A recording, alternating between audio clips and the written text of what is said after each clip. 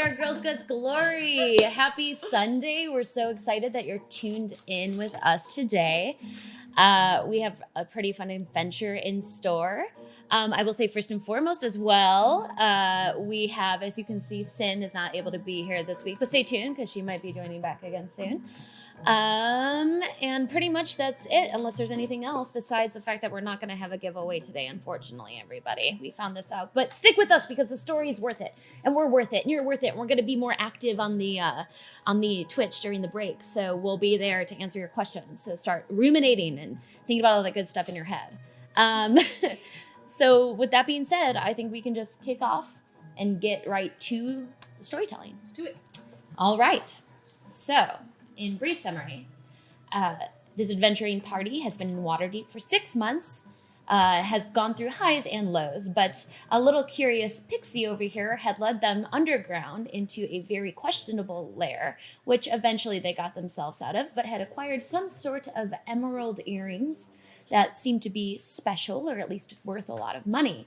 Upon that, they stumbled into Fauna in the ocean, reunited once more, with now a girlified ship that is in the docks of Waterdeep.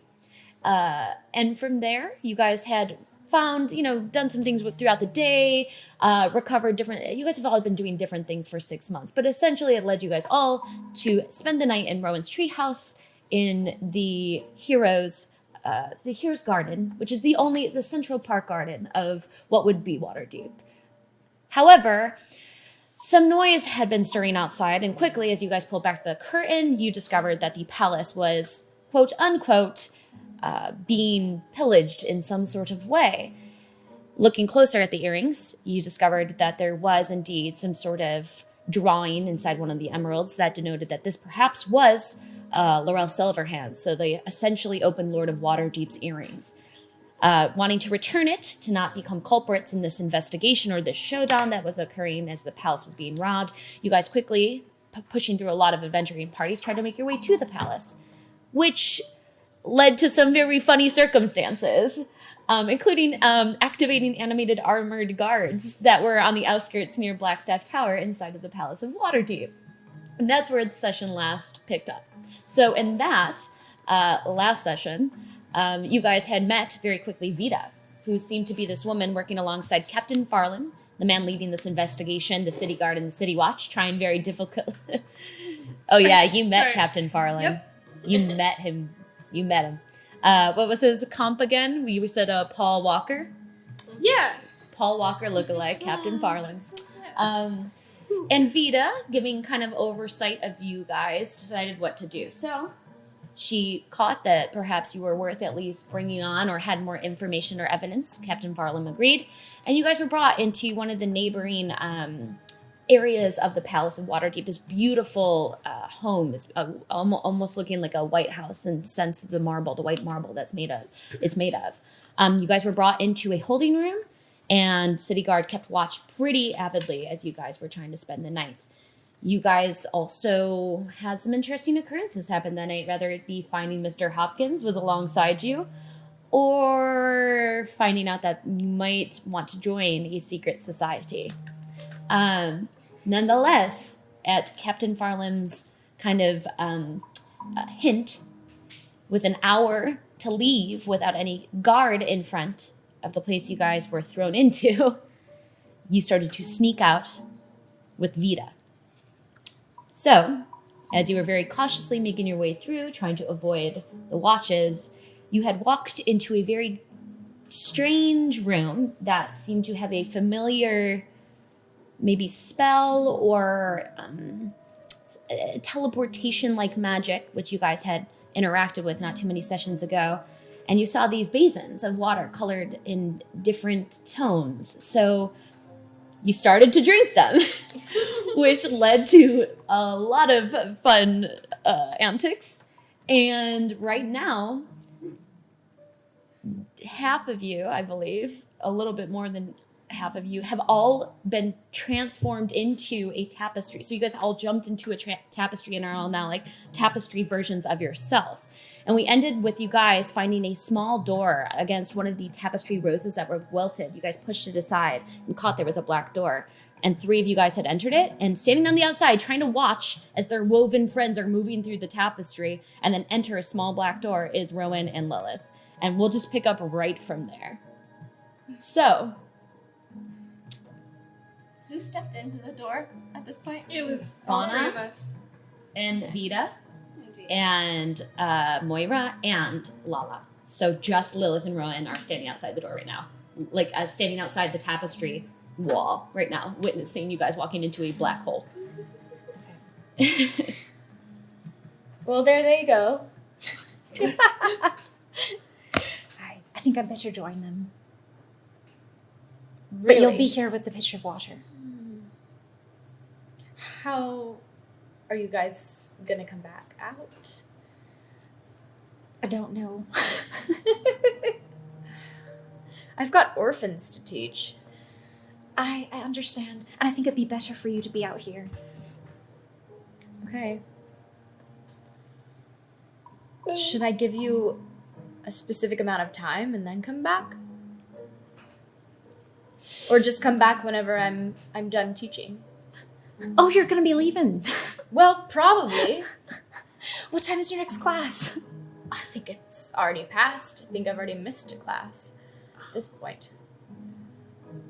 I'm just hoping I don't get fired. I see. Okay. All right. Let's try to... Do you think you can spare 3 hours? And if we're not back by 3 hours, or have sent word... Sure. Okay. I walk up to the tapestry and I just, touch it? Mm-hmm. Okay. Have you shrunk yourself as well with the Oh, appropriate right. I gotta basin do water? that. Ah, yeah. Oh, which is it? Pink to shrink? Okay. Pink to shrink. So as you drink it, you're tiny already. You're a little gnome, but you need to get tinier. Mm-hmm. And so like your ear goes first, and then your other ear, like tiny little ears, and then you look at Your Lilith, head looks so big in comparison to your ears. and then your head shrinks first, and then your arm, and then your arm, and then your torso. I'll never forget this image. And then you have these big 2 gnome legs with a tiny little gnome top, and then eventually your legs shrink with you. Mr. Hopkins, though, is currently like, he gets pushed out of your pocket as you shrink. Okay. So right now you are about I would say, because of Lala's size and the size that Moira shrank down to, you're about a 5-inch version of yourself, and Mr. Hopkins is like a solid 10 inches tall. So he's just very curious and looking down at you. Oh. I run up to him and I just slam myself into his belly. Oh, you hug him? Oh, he hugs you back, and he kind of like picks you up and like baby cuddles you in his Hopkins, arms. take me to the tapestry. And he kind of runs forward with his little squirrely. He actually would probably lay you down and like grab you by his little teeth and like start to And run then forward. you wait right here for me. And he like throws you from his mouth into the tapestry. You fall in, you grab on. Can you just make a quick dex saving throw to see if you can grab onto one of the non-thorny branches there? Okay. 15. 15. Okay, yeah. So without too much cause, as you're getting thrown in by a squirrel's mouth, you're able to catch onto one of the branches without thorns, pull yourself up, and begin to walk towards the door. Okay. I'd like to look back at Lilith and wave. You see a little 2-dimensional Lilith waving at you as if she's woven.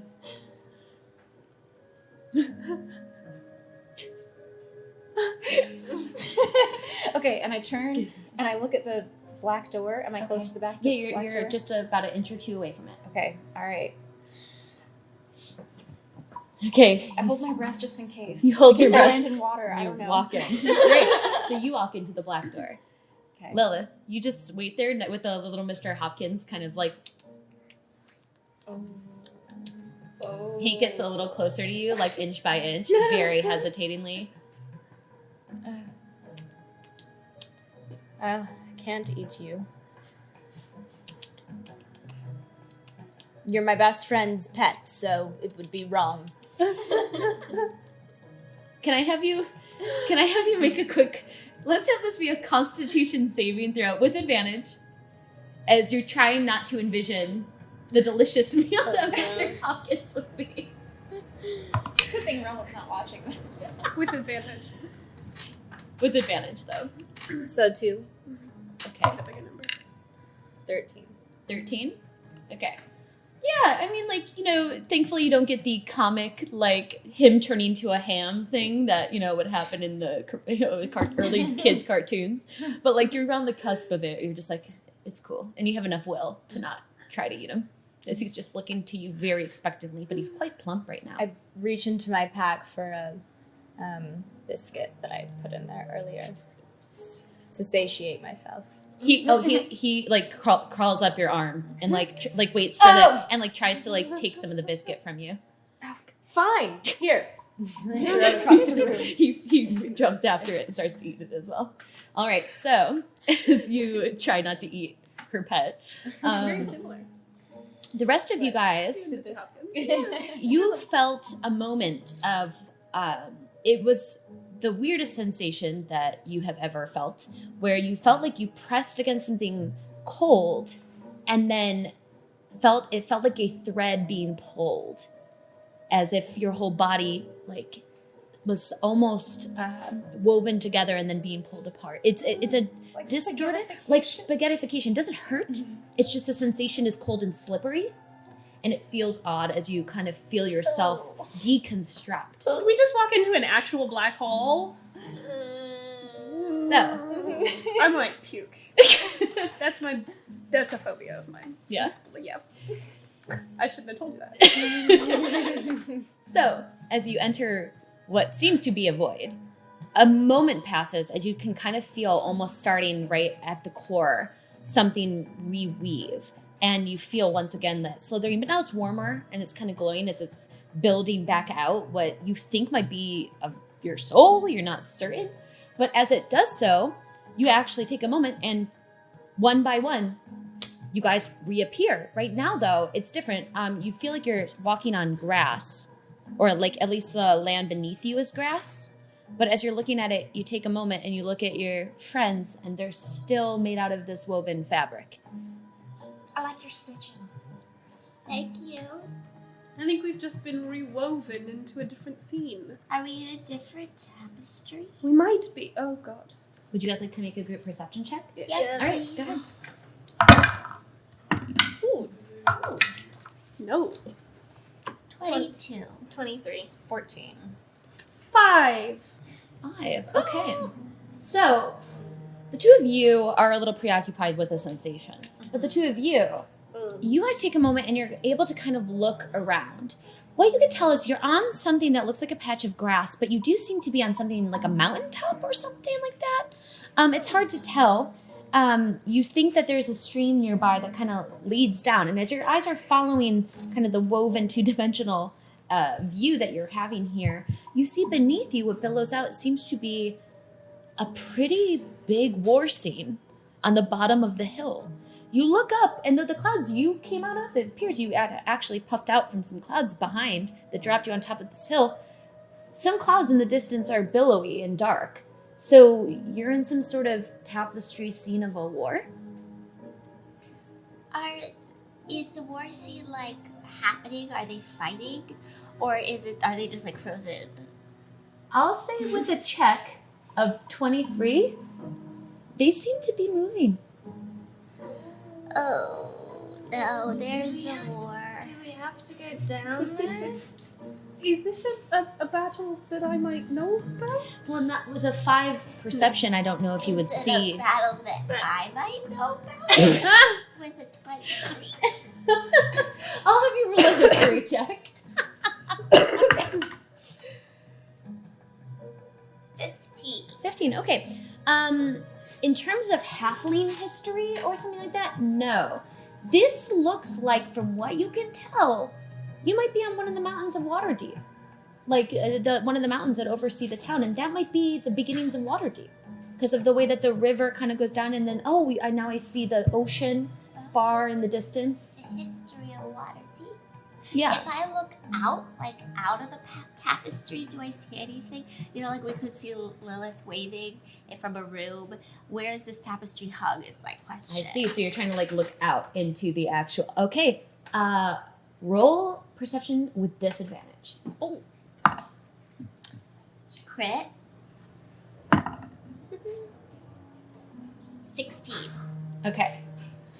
So your eyes like try to adjust to what you can see. There's like almost like a wave of distortion between what you're trying to look at, and you can't understand why. But as your eyes kind of adjust, you see what appears to be on the other side some movement. And the movement doesn't seem threatening.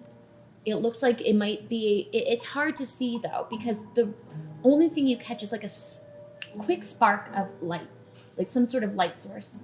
And you think it might be from the way that the light hit a spark of a flame.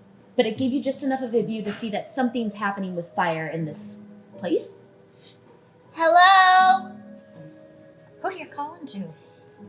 I'm trying to see where this tapestry is hanging. Well, remember when I was stuck in the tapestry, you guys couldn't hear me and I couldn't hear you. Oh, yeah. That's true. I couldn't send a message either. Okay, wait. Remind me again. What are we even doing in this tapestry? Following Do we see Sin? Vidalia. Oh, yeah, so Vita's like already halfway down the hill. Like she's running down the hill and she's like, what? Where are you going? The last thing I want to do is get involved in a war right now. Is there anything else? What are we here for? Listen, all I know is that I'm going to try to find a way out. So I'm going to head down the hill this But way. why did we get here in the first place to only find a way out? Listen, I think from what I can tell, if we can figure out how to get out of this, we are out of the place that we were just in, which is better than, where we were. Does that make any sense? Yeah. If we're here to find an item, what are we looking for? If you're going to go off and find an exit, you need to tell us what we're looking for. I don't really know what that might be, but I know who might have done it. That's why I'm trying to head in this direction. Who? Can you share? Because we're here on a mission for you, but we don't know what we're doing. You're not giving us any information. We're only allowed to give so much. She shows her wrist and she starts to walk down. I'm sorry. Follow me. And she starts to run down the hill. Going to follow her. I guess we're going this way. Follow. There's no door back, is there? As you look behind you right now, whatever clouds had parted to allow you through, you don't see a door. So you might have to find it again, or it might be there. You can try. All right. I don't want to lose them, so I can follow them. Okay. So, we're following Vita. all of you are following Vita down the hill. Okay. All right. So as you begin to run down the hill, she begins to jog as well.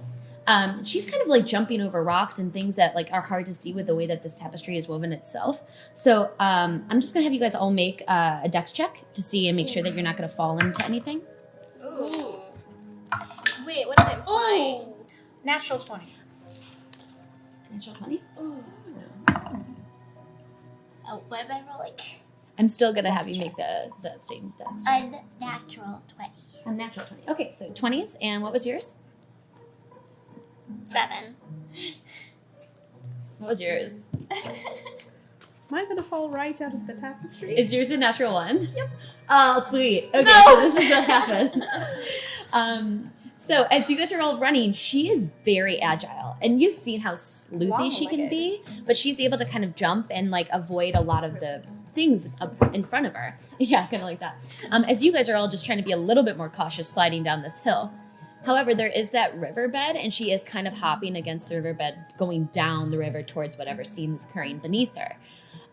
So, Rowan, you're doing absolutely perfect. Like, you're hopping around. You as well, you're kind of hopping behind her as best as you can. You both of your speed is 25, right? Yeah, it kind of looks like that. Enjoying unison down the woven rocks of the riverbed. It's like hopscotch. I like hopscotch. Me too. We should play double dutch sometime. Okay. And as you guys are hopping down the riverbed, Lala, you rolled again a 7. 7. So you're trying to do the same, just out of like watching how much fun they're She's having. actually tall right now. Yeah. Fly in the She's tall, tapestry. and she feels like she can fly. Like it's a little bit weighted though. Like your wings feel heavier here, as if they're not as knit. light. Yeah, as if they're knit, as if there's a lot of fabric on them. So you're hopping, you know, fine from rock to rock, following them. But then like you're not used to things being of actual size for you. Like this is an appropriately sized Lala for this space. So you actually are like being overly like underly cautious in the space, and your foot just catches one of the rocks, which I'm going to say, Moira, you were not expecting this. So as Lala trips and you're gonna hit your nose for 6 points of bludgeoning damage. Yep. You just hit and you just feel your nose crack. And right now, like your nose is all crunchy in this woven 6 tapestry. points? Yeah, 6 points of bludgeoning damage to your nose. And you're like, ah. And really what happens as you hit your nose on the front, you take a moment and you turn around, and Moira, this is what freaks you out. Is she had hit her nose and she turns up and looks at you, there's just no nose there. What? So, Moira, you having seen like, and you caught that the nose like unwound itself almost and disappeared. You like, you fall into the river. And you like fall backward and you begin to slide down into the river, into the scene below. So, Okay. Do I see this go down? what? Can I see what's happening? I'm gonna say yeah, like you hear something, you hear Lala like go, and then you hear like a as you see, and you hear Moira fall into the river and go down the slope. You take 3 points of bludgeoning damage as you fell and are now like prone and getting swept down. But because of your natural 20, Rowan, I'm gonna let you have a reaction because you definitely catch this and spot this Okay. as she's sliding down she's going full throttle into the scene below. Okay. Like a toboggan. I very quickly take my handy rope on my side and I lasso it and try to throw it over her head. Okay, sure, yeah. Make a dex check. Not over her head. Strangle me. No, but like over to get around the torso. Okay. Raise your arms. In this giant suit of armor. Oh, Oh no. it's a 7. Oh yeah, so unfortunately as you kind of get this lasso all good to go and you throw it, it just hits the water too quickly and just like bobbles on the top as Moira slides underneath it. It's been too long. All right. Lala, Just a theme. can I try to cast mending on her nose? Oh, sure. So as Moira's getting swept down and going a solid speed every 6 seconds. So like she's gonna be hitting the lower end of We gotta water go deep. get her. Yeah, pretty quickly. However, you turn around quickly and just tap her little nose and try to cast mending as best as you can. You press this through, but it's like you can't even cast the spell. It like stops you as the magic's trying to come out of you. It's just there's a force not even letting you channel it. I can't even Like heal. I can't even mend you with the. Oh no! No spells. No Oh, spells. No spells. So we. Spells. I'm not here. I can't say anything. Yeah, right now you're in the water just trying to keep up. You catch that Vita tries to also help you as she had made her way a little bit further ahead and her hand just like glosses over you. She's like, oh gosh. And you start to just plunge. I don't know if this will work. Can I try to tie a rope to my crossbow and shoot one past her for her to grab onto? Okay, that would be a full action to tie and then shoot. So what I'm going to say is this. You guys are all kind of a little freaked out by the scene. So you start to just run down as quickly as you can, trying to follow Moira against the current. You're just trying to get her before she hits like the bottom of the hill. And you guys probably have a total of maybe one action before she just slides right into the chaos below. And as you guys are kind of running down the hill, you do catch, what's your passive perceptions? 13. Okay. 15. Passive perception 13. Lala, you catch as you're running down, trying to just keep up, that the clouds that were once white from where you were standing are starting to turn more and more gray, and everything's becoming grayer and darker as you're starting to run down the hill. Am I able to try and grab onto anything? Like dig my feet in, try and grab any of the threads of grass? Yeah, you're currently prone and getting swept down this very like fast, so you will have disadvantage, but you're definitely able to check. So I'll have all of you guys just try to do one thing to try to help Moira before she hits the ground. Okay. So I'll try first and dig my feet foremost, in. yeah, you can try to dig your feet in. I'm still gonna have it be like because it's the current is quite quick, so it'll be disadvantage for whatever you choose to do. Yes. What- Okay. Oh, sorry. Sorry, what kind of roll is this? A dexterity. Dex? Okay. Dexterity, yep. It's a check with disadvantage. 10. 10. Okay, well, you feel like you're trying to like spread out your legs and your arms in this space as the water's kind of like hitting you in the face. The weirdest thing is though, the water doesn't really feel wet, like as it's hitting you. Like it's water and it has the flow and the movement of water, but it's not wet, which is an odd sensation. But as you're kind of like floating and bobbling above it, trying to catch onto these rocks, nothing seems to be stopping your flow. Can I catch on to any of like the threads themselves? You try, but the threads don't seem to be easy to like hold on to. It's like the physical objects are actually represented real in this space. So yeah, you're just like as you're falling and trying to stop it. How far is she from me? Because she fell in behind me, right? Yeah. So right now the mountain, so the space here, this is the weirdest thing. As you're trying to run forward, the space is distorted. You swear that everything around you is almost shifting and changing and almost becoming like equidistant every like few inches you step. It's not like a normal spatial awareness in whatever this is. There is a stretched almost effect to it. So it's hard to tell how far she is away from you. What would you like to do? I'd like to cast Entangle ahead of her and have the roots like spread and to make like a beaver dam to block the river so she can like pad up against the entangled beaver dam. Okay, I'm gonna say that you cast out Entangled. Like you try with your spell. As you do so though, like the actual spell just like it stops. It's almost like it won't allow you to cast a spell here. And it's like stopping No magic. your No voice. spells for us. Oh.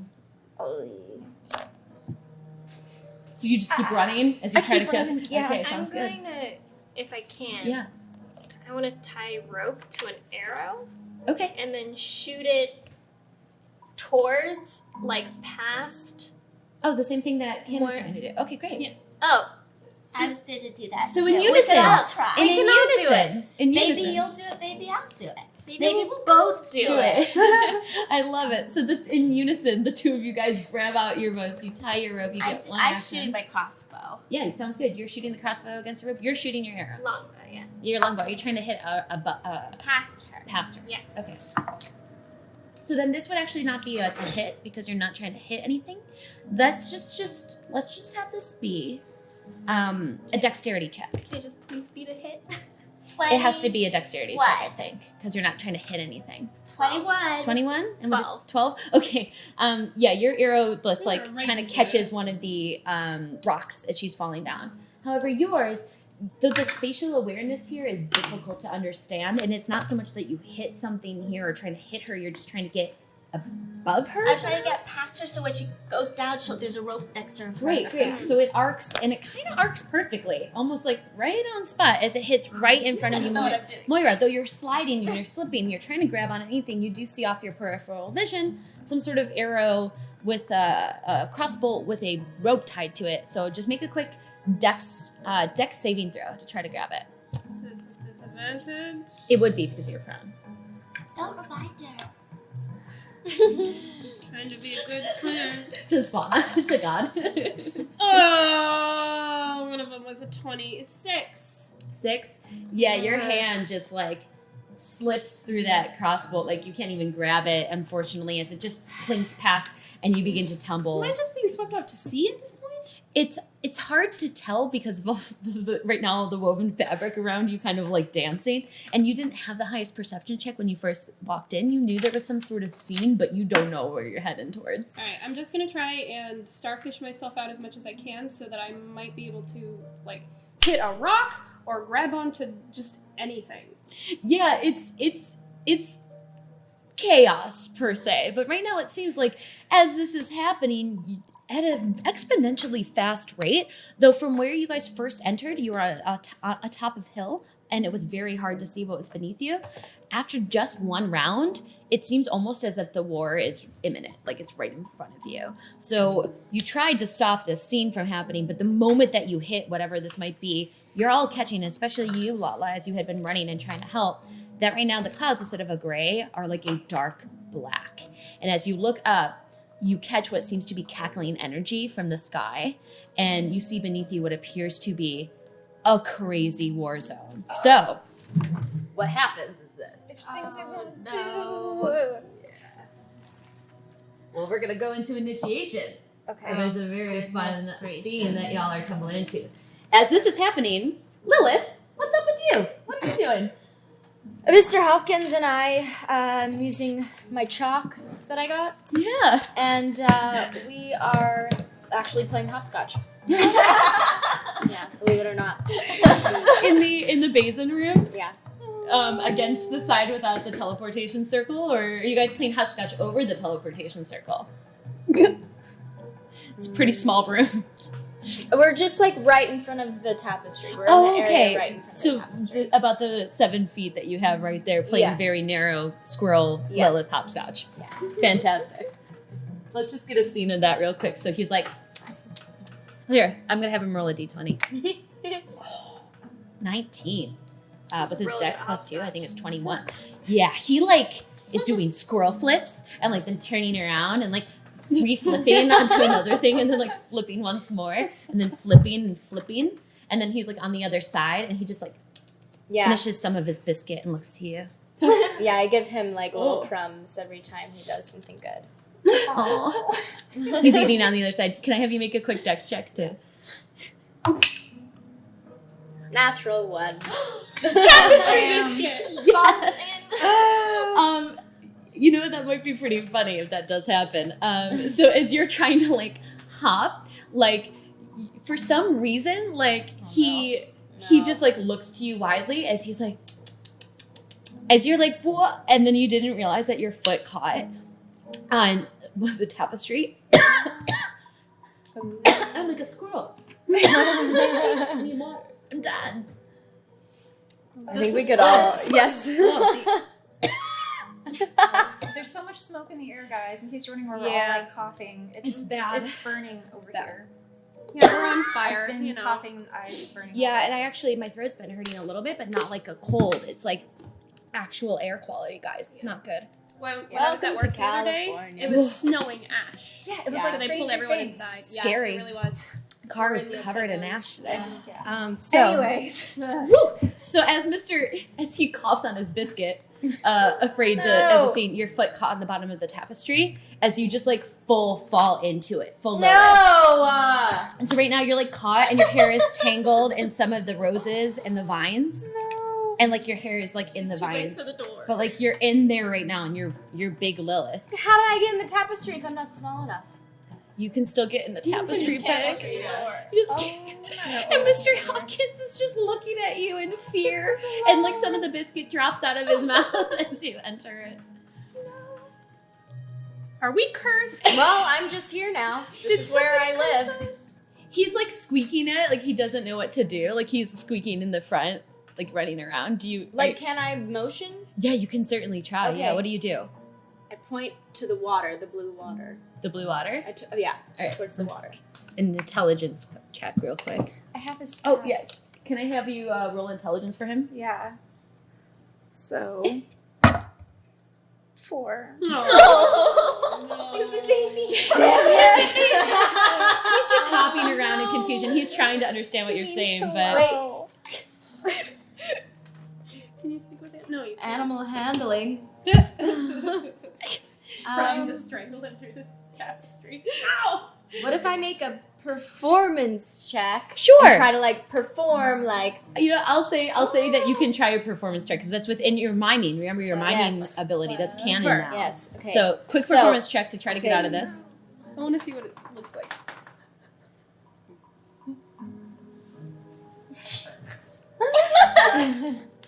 With advantage. That was good.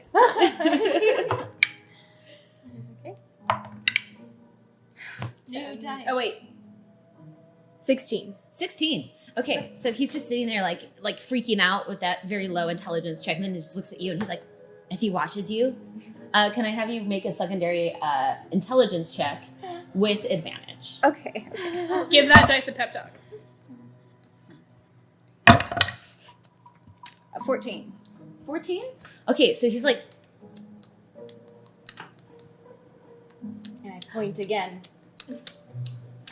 And, like, he hops up onto the basin, and he like I think what he's going to do is he's gonna jump into it, and then he kind of is carrying as much of the water as he can, and he gets close to the tapestry and he just shakes off as much as the water, and it takes about 5 times. But after 5 times of him doing this, enough water is doused on you that you fall onto the ground. Oh, thank you, Mr. Hopkins. I promise never to eat you. Aww. I'm indebted to you forever. He cuddles with you for a second. He's very wet. What's wrong? I hold him. And... Aww. What are these warm feelings? This is weird. We're missing a moment. I know. All right. So, as that adorable and also scary scene is occurring, let's talk about what's happening up here. So, yeah. So, you guys are all sliding down one by one from a river onto here. So the first person that's going is going to be Moira, who slid down right to about here in the sea. That's not me. Oh, that's not you. Sorry, buddy. This is Vita. She's running. This is Moira. I mean, I'll take that scimitar. That looks nice. Vita is not far behind, and the rest of you guys are currently entering, but you're not there yet. Vita's the closest one running. But yeah, not Lilith. Not Lilith. But the rest of you guys have not yet entered locally. It's, again, hard to tell with the distorted situation. It seems almost like you're entering panels or something like that, where there's scenes set in certain locations. So it's, instead of being like you run 60 feet, it's like you run enough of a distance to enter this next scene, which is a very weird sensation. So, let's roll initiation. Am I headed towards someone? Is there someone in my path? We'll see. Let's roll initiation real quick, and then go from there. 13. Oh, sorry. 13? 13. 13. 12. Fauna. Lala? 18. 18. And Moira? Also 12. 12. Okay. And what's your dexterities? 2. 1. Roll for Vita. All right, and then these other guys. 1 second. All right. All right, sounds good. So no spells work here? I don't know. So we'll see. Lala, you're first. What do you want to do? I'm gonna try to fly. All right, so you're going to try to use essentially your wings almost feel like you're only given the ability to jump about 5 feet more. Like your wings fly, but they just don't hit as high as you're expecting. Okay, then I'm just gonna try to skip down as fast as I can. Okay, you do so. You use your full movement in action, and it seems like you press into the next section right in front of Vita. Cool. All right. That is your turn. Okay, so what happens here is all of these ones begin to fight, and you can hear clashing and cackling above you as some sort of storm is brewing. And then there's like a cackle that's very loud, and you hear kind of like what sounds like a deep moan. Oh, like that. Okay, that's that. Rowan. Okay, so as I'm running down the hill, I glance up at the sky. I see there's a storm gathering. I am just going to cast Call Lightning. Okay. Just in case it might work. Okay. And then as my bonus action, I am going to transform into wait for it, a giant crayfish, because I'm amphibious, and I'm going to go in the water and try to swim as fast as I can to Moira and get her out of the water. Okay. All right. So I'm going to say, as you begin to Like a lobster, like a When you- giant lobster. Oh, okay. when you begin to use and try to cast your spell Call Lightning, there's almost like an echo response above you as like the lightning strikes, almost as if you can manipulate this lightning, but it's not real lightning. Like it's hard to understand what's happening. But having tried to use it, it's almost like it's a different Arcana spell. So I need you to make an Arcana check to see if you're able to cast a spell within this location. It's like you have to mimic and change your spell casting. Okay. in order to get this sort of lightning to So work. maybe spells. Maybe smells. Maybe spells, guys. Ooh, This is 23. a 23? Okay, so as you try to call this out, you realize that the spell is not from a traditional source, as it's now like almost imbued with a different sort of magic. So you actually speak whatever kind of vernacular intonation it is, and you change it just enough to create it as called lightning spell that's both like transmutation but then evocation. It's like a strange sort of magic because there's an enchantment across it. But you're actually able to manipulate the lightning and bring it down. Okay. So what do you want to do called lightning? I just needed to cast it before I changed into an animal. Oh, you did? You just So wanted that to... way I can still keep casting it while I'm in animal form. All right, sounds good. Because there's a battle going on, and I don't know if we're going to have to get Sounds in there. good. So you just summon I'm the just lightning. holding the lightning, like, to use maybe as a reaction. Later? Reaction spells are different. Okay. But, can I actually read? Yeah, I'll read it. So, range 120 feet. A storm cloud appears in the shape of a cylinder that is 10 feet tall, with a 60-foot radius, centered on a point you can see 100 feet directly above you. I've tried to cast it above the battle. The spell fails if you can't see a point in the air where the storm cloud could appear. When you cast the spell, choose a point you can see within range. Each creature within 5 feet of that point must make a dex save, take damage on a fail, half damage on a success. And then on each of my turns, I can use my action to call down lightning again. When you cast this... hang on, because I know if there's already a storm going on, there's like... Modifiers on that? Oh, what I'll But say it's is... amplified, right? It's amplified, but that's in the book, not on the card. Yeah, what I'll say is this, is that you're not using it to create like pain or like to hit everything because you don't know what's happening yet. Yeah, but I don't want to use it as a you weapon essentially tried it, like tested it out, and you got that response that like it is, you're able to mimic it, and if you use a full action to fully call lightning, you'll be able to do it.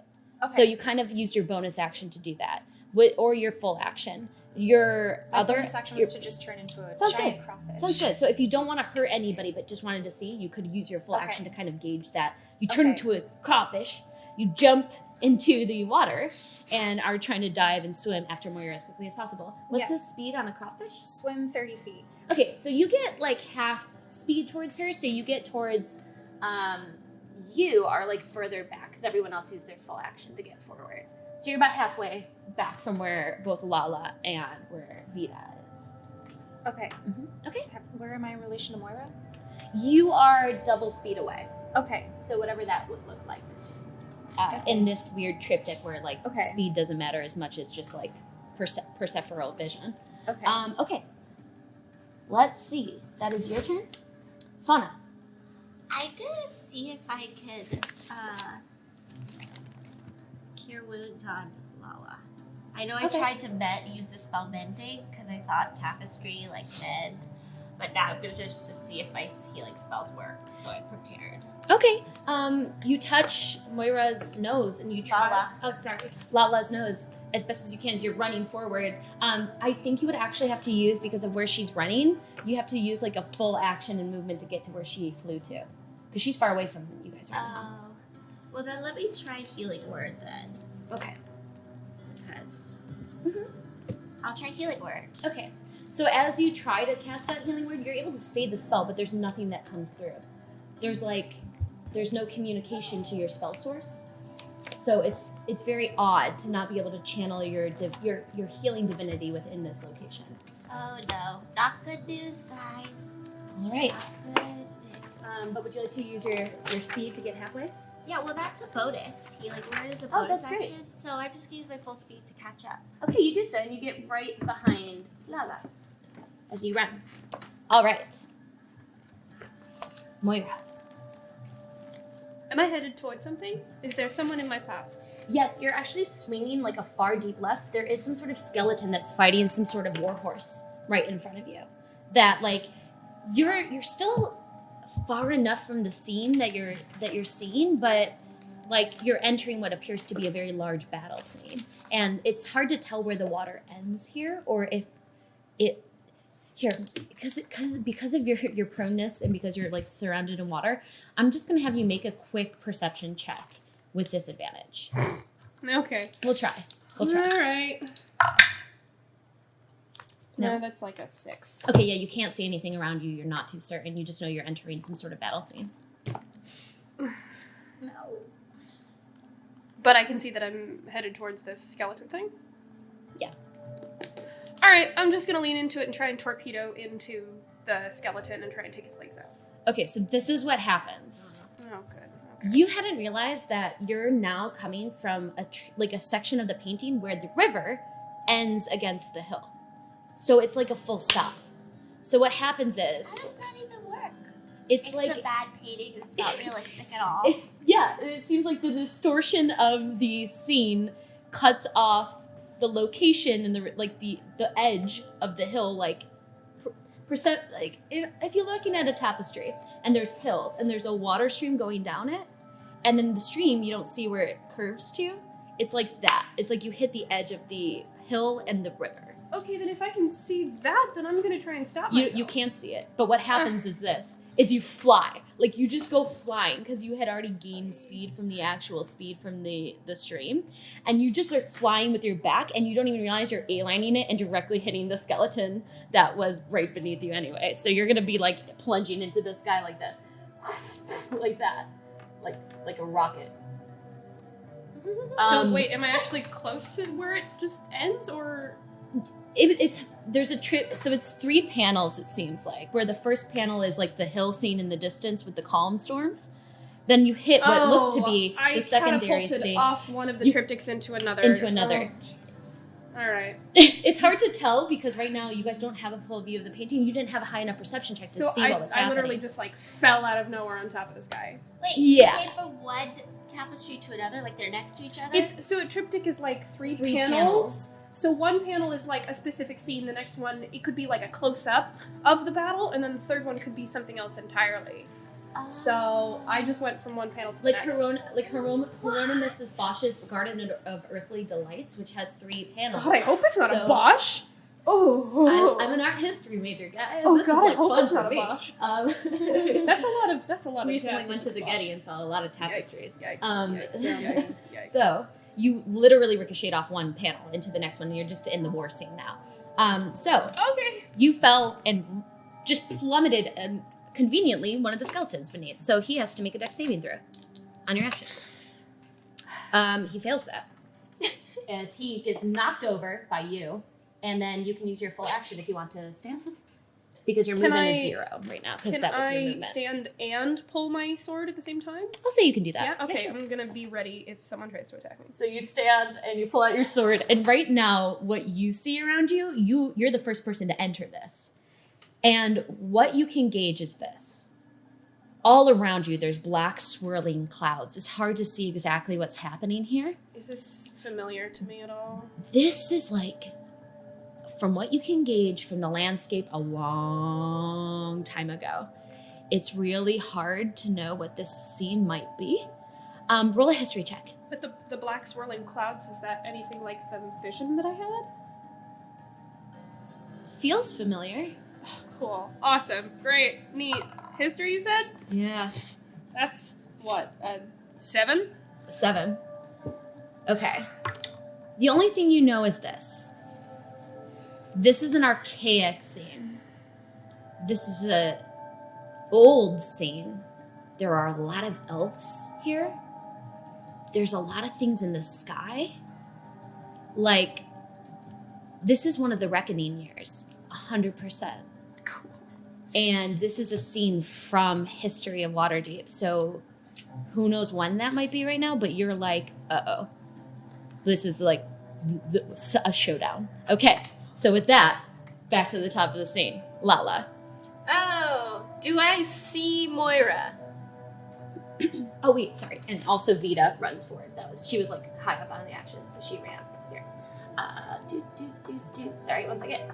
She's trying to run into the next triptych. You. Do you see Moira? That's going to use your full action for a perception check if you're trying to find her. My full action? Yeah, she like essentially fell into what looks like below a swarm of battle. It's hard to see. It's like, where's Waldo? I'm just gonna fly towards the direction that I saw her go. Okay, sounds good. So you start to fly. Yeah.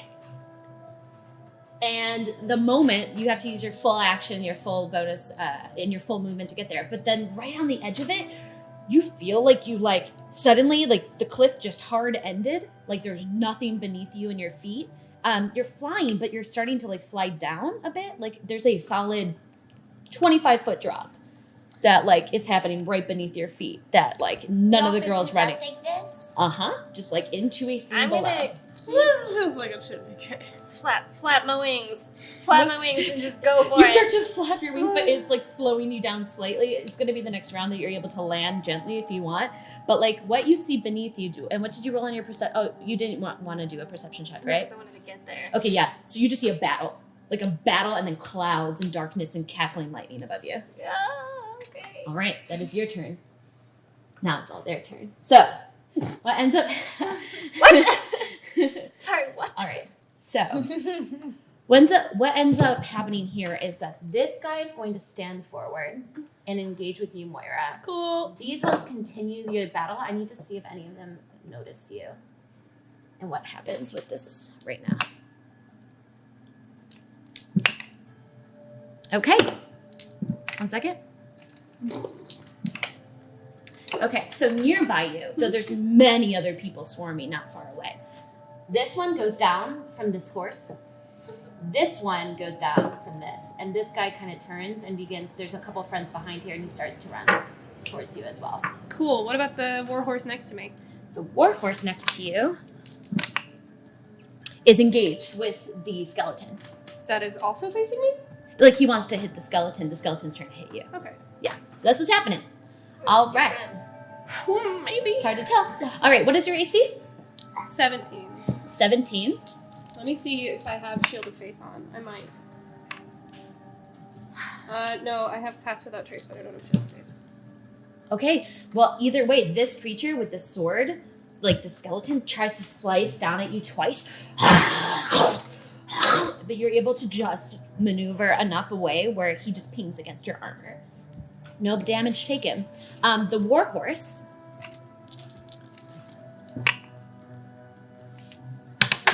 misses his first attack on the creature, and that was cocked. Hits that creature for a solid amount of damage. You can see him kind of kick him, and some of the bones fall out from the underbelly of this creature, and it kind of snarls and looks towards that.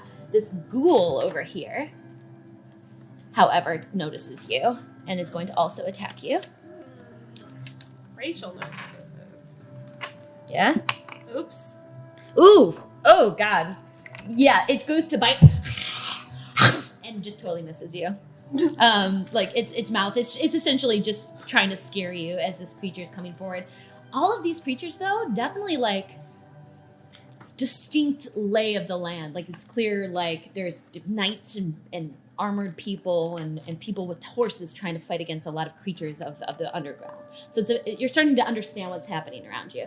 Okay, that is their turn. Rowan, what do you want to do?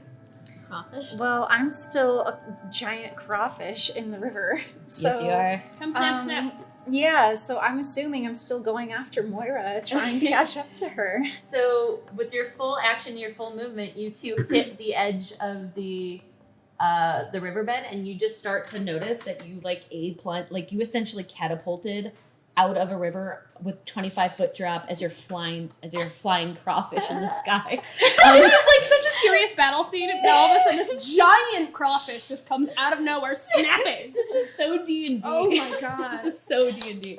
Can I have you roll a dexterity? It's dex saving throw, please. Okay. I want this Do I tapestry use in my my house. stats or my This would be crawfish? crawfish modifiers. Okay. Silhouetted against So whatever the dex sun, is, the dex above mod the plus mountain, that to your giant saving throw. crawfish So that. falling from the sky. Yeah. Hashtag Okay. giant crawfish. So just +1. This is a saving throw? Yes. 8. Oh boy. Okay. So yeah, you go as crawfish. That's Fauna. Oh, that's Fauna. Where is she? Here. As crawfish Rowan, you soar and you hit. I'm gonna actually say with the projectile. And how big is a crawfish? Medium or small? Large. Yeah, she's a giant one. I'm a big. Oh, you a big. I'm thinking I'm a crawfish. horse-sized crawfish. Oh my Oh god. my God. Are you gonna crush me? Okay. You as a horse-sized crawfish, you go knock prone. You're gonna knock all 3 of these people. We all need to make dex saving throws. Cool. Yeah, here's the thing. Horse We succeeds. can't heal here, so The horse succeeds, and so does the skeleton from getting knocked over. No. I mean, it's not a 1. It's a 3. But it's not a 1. Then what happens is the horse and the skeleton are able to kind of dance as they're fighting, like right out of the way, creating just enough space for a giant crawfish Rowan to go an A-line straight towards Moira's face with her hands. Claw slap me in the fucking face. How's it going? I shouldn't try to save people anymore. And you are both actually knocked prone from that, and then you are going to be taking... Yep. What are your attacks? Are they piercing damage? So I get multi-attacks. I get a claw attack of bludgeoning, and then I grapple. Claw. Claw. So this would, and what's your claw attack stat? The damage on that? So +4 to hit, 7 bludgeoning. All right, so is that 1d10 plus 2. Oh, 1d10. Yeah, 1d10 okay. plus 2, sorry. So can I have you roll a 1d10 plus 2 to see how much crab damage you're going to do to poor Moira? No. This is a d10, right? Yeah. 6. Plus 2? Yeah, it's 4 plus 2. Oh, that's not too bad. Yeah. So for 6 damage, you feel her claws like open up and then she knocks you prone. It was also hard to see what was here. It was just like you're entering a battle, so you're just like ready for anything. So you open up your claws and then you happen to accidentally clip instead of the skeleton, just Moira's arm or just enough against her belly for 6 points of damage. Oh, good. I bow an apology. You can see it's Rowan's eyes. I hold out my claw to be like, get me back. No, I'm not gonna hurt you. You can't hurt my friend. Not on purpose. And you didn't do it on purpose. I just want to get the hell up. I want to get out of here. Can I make a quick perception check, too, to see where I landed? Sure. See if I can gather whose side is on who and whose side I might want to be on? Or that we want to be on? I'm going to say that with that being all that had occurred, it might be a little hard to gauge right now. Okay. But on your next turn, I think you can try to understand Okay. what's happening. Okay. Okay, Fauna. I gotta run after Lala. Okay, sounds good. You do so, and you hit the cusp of what appears, because essentially what you see is a battle scene. You see Lala kind of flying, and then suddenly you hit some sort of wall that you like, oh gosh, and you didn't realize there's a 25-foot drop beneath your feet as you're flying off an edge. I realize it. With my 23 perception, I'm holding on to it. Can I have you make a dex saving throw, as you hadn't realized this is like some sort of triptych painting and you're in the cutoff? This dice is good. 22. Well, 21. Oh, 21? Okay, so though you're falling a lot, because of the momentum, you were able to almost like push yourself off. You were almost trying to grab Lala. And in doing so, you actually projected yourself enough to go, and you actually are able to grab onto Lala's foot as she's actually starting to hover down like 15 feet, and you hadn't realized there's a 25-foot drop or so beneath you. Like some sort of large drop. Lala, I'm sorry. Help. It's okay. I guess we're going down. We're going down. Alrighty. So, what do you want to do with your action? That was just your like, movement. I want to keep trying to do spells, but nothing's working. I'm gonna try to cast something work for her, not me. Can I try to cast guidance on Lala? Okay, I'm gonna have you roll a religion check here. Okay. I don't understand what's happening. Still probably don't understand. 6. 6? Okay. As you try to like channel your divine powers here, it's like, where are you, Lathander? And it feels difficult. It's like for some reason, it's like the religious spell that you pull from is not like present within this painting or this like tapestry. But as you're getting like brought down slowly, you still feel like certain things might work here depending on how you use them and where you use them. Also, as you try to understand this, you look up in the sky and you see that the sky is completely black with swirling, cackling energy. And as you take a moment and you look at the sky, you swear for a moment you saw like a bright glow in the center of it. Lathander! Lathander! Help me! As you're kind of falling down with Lala. That will be your action because of the movement and the speed. Okay. Moira.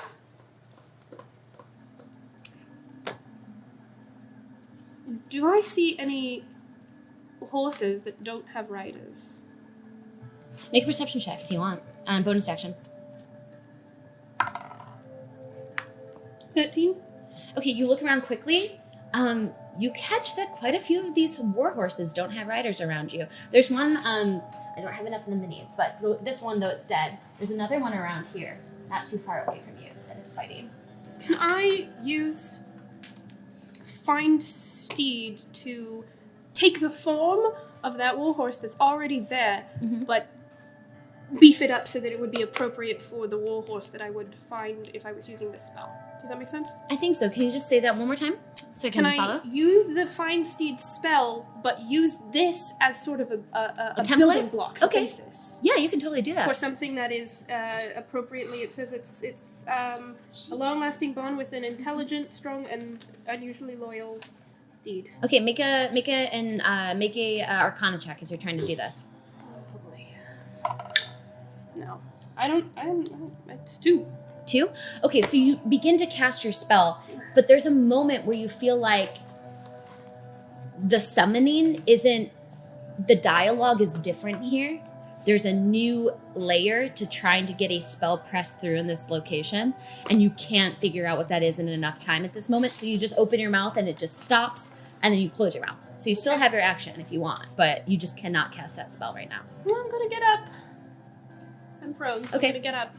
That's all I can do. Alright, sounds good. Alright. That's half your movement, and you still have your action. Gotta run for the horse. For the other horse? The one with The farther way? Okay. And what's your speed, right? You have 30? Yes. Yeah, you can get right up to it. What do you want to do with your action? Your action you don't lose your action, you just realize you can't do it. I'm gonna try and climb onto it, I Alright. guess. Make a animal handling check.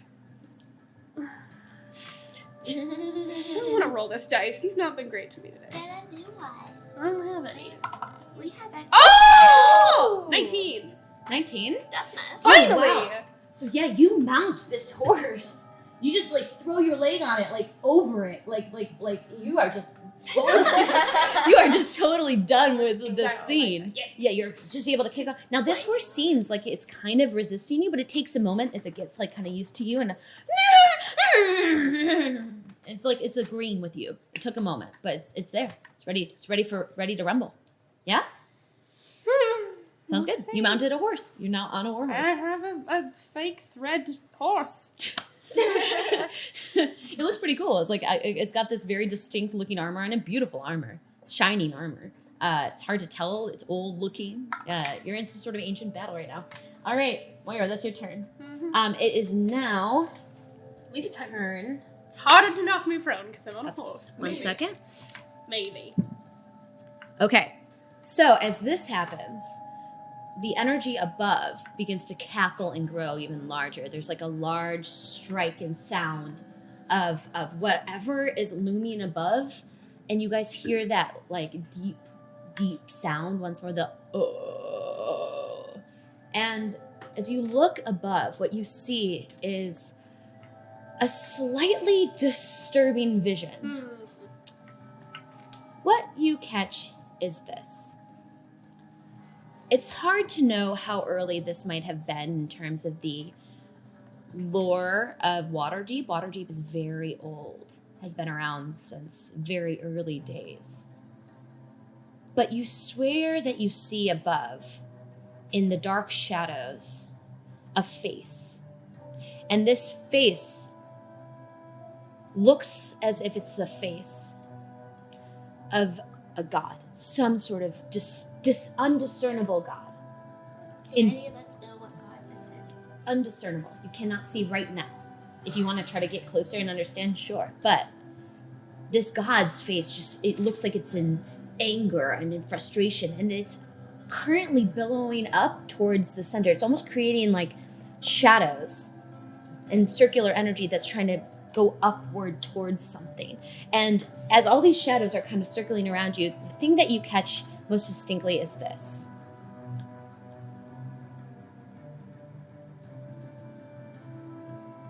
That perhaps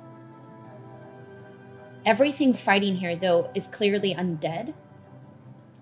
That whatever's happening above you isn't undead. Like that sensation, that was not a skeleton face. That was not the face. Something else is happening above, different than what's happening below. And it's difficult to understand that. So you're fighting something, but you don't know what you're fighting against. Or for you don't understand this history. You have no idea what's happening. Okay, so that is its turn as this thing is beginning to apparently grow in size.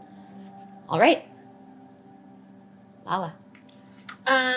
Did we all see that face thing happening? Anybody who's currently in the third triptych did. Okay. You are. No, you are. I am? Yeah, you're flying down right now with Fauna on your foot. For some reason, I thought we were falling out of the image.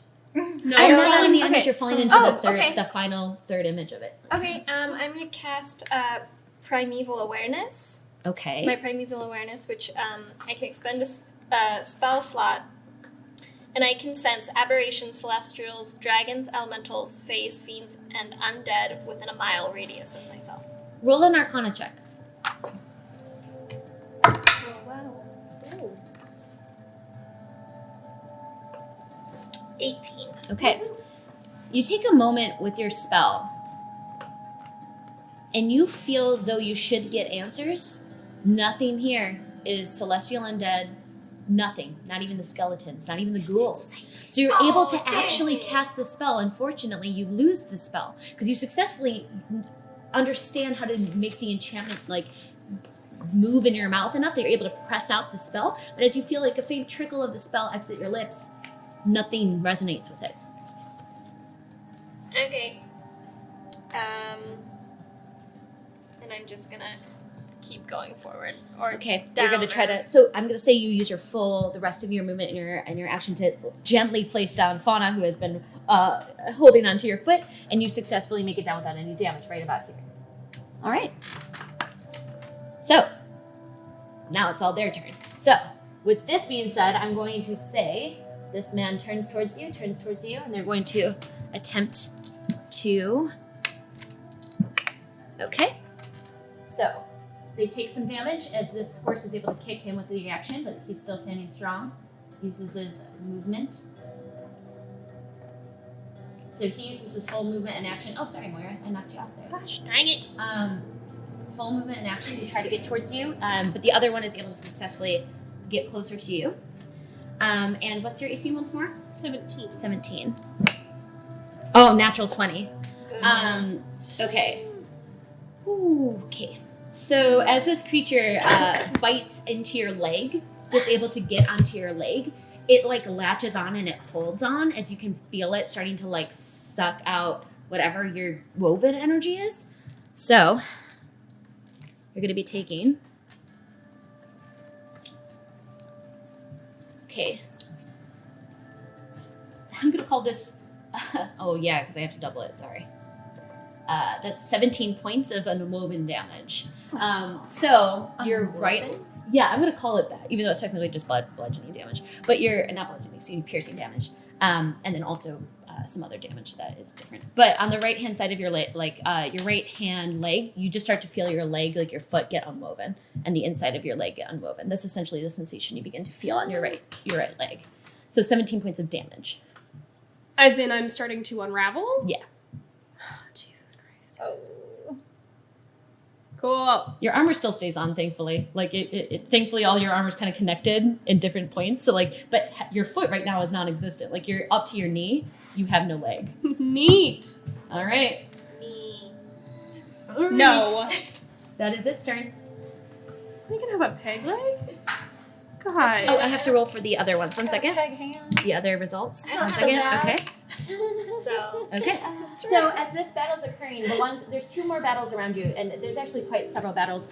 I'm gonna say, since you mounted the horse, what you can see beneath, in terms of the vision, 500 minimum of small creatures, people, all different sorts fighting. Right now, it seems like the good guys are winning. There's like a pressing on that side right now, but you can tell that there's almost like a dance happening, where there's no real resolve. Everyone's kind of in the swing of winning and losing this battle. Do I get the sense that it's just replaying the scene over and over again? Yeah, there's like Cool. there's like a motion happening. But there is interaction that is authentic to it. But you feel this it's almost like a slow-mo waving energy that there's a stasis to this environment that is occurring. And there's a scene and a story being told that is just on replay. You don't know how long it is. You don't know how dangerous it is, but it's going to keep repeating itself. All right. So like stuck in a loop? That's what she's able to kind of gauge. Okay. She's on a horse and Yeah. able to see everything. Okay. She's kind of interpreting that. Okay. All right. So that is your turn. Their turn. Rowan, it is your turn. Okay. I'm gonna say that I see the creature bite into Moira's leg, Yeah. and I'm gonna attack it. Okay. So you run up. You go yeah. up from prone, so you'll just have just enough speed. What's your land speed? 30. Yep, just enough speed to get to him. Okay. So for my claw attack, Yeah. so +4 to hit, so 7 to hit. 7. Yeah. You go as quickly as you can, but this is a large body, and you snap right above him, just a little too high. But you have a secondary attack, correct, or no? Yeah. A grapple. A grapple? I think you have to hold Or I on have to to him. hit. Okay. You It says know multi anything? attack. It says I can make 2 claw attacks. Oh, then make that secondary Okay. claw attack roll. Okay. 11. Just doesn't quite get him. Again, you're just sweeping a little too high as this thing Okay. is able to kind of avoid your attacks. Okay. All right. Do That I is- still have my protection? Everyone within 5 feet, the enemies have disadvantage. Do I still have that here? It's hard to channel. It's hard to see. It doesn't seem like it's in effect. I don't even have my... Wait, so am I immune to disease here? Might be. Oh my god. We'll find out, won't we? We'll find out. Okay, so that is Yolton. Fauna, what would you like to do? Okay, I want to try and figure out if I see anything. A perception check then?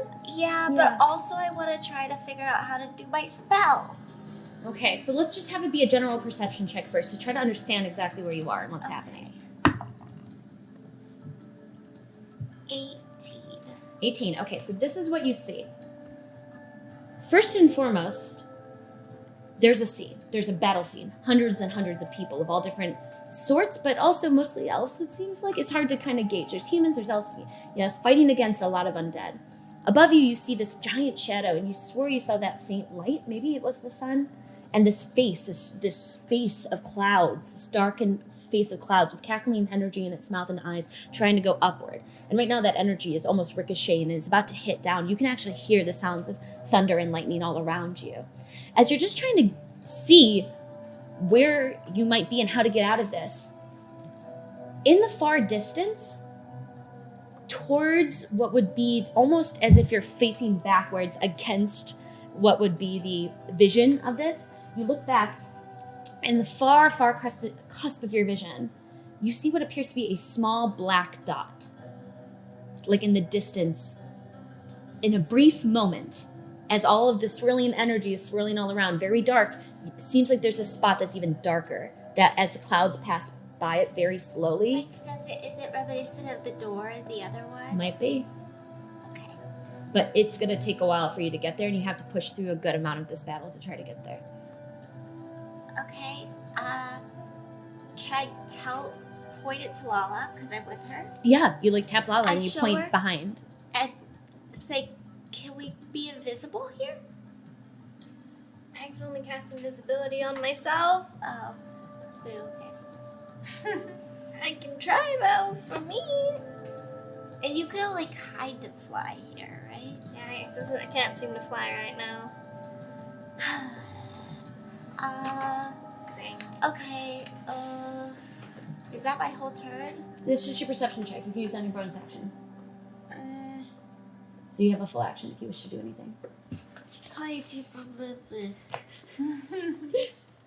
I'm gonna try once again to do a spell and see if I'm able to channel the right thing this time. Okay.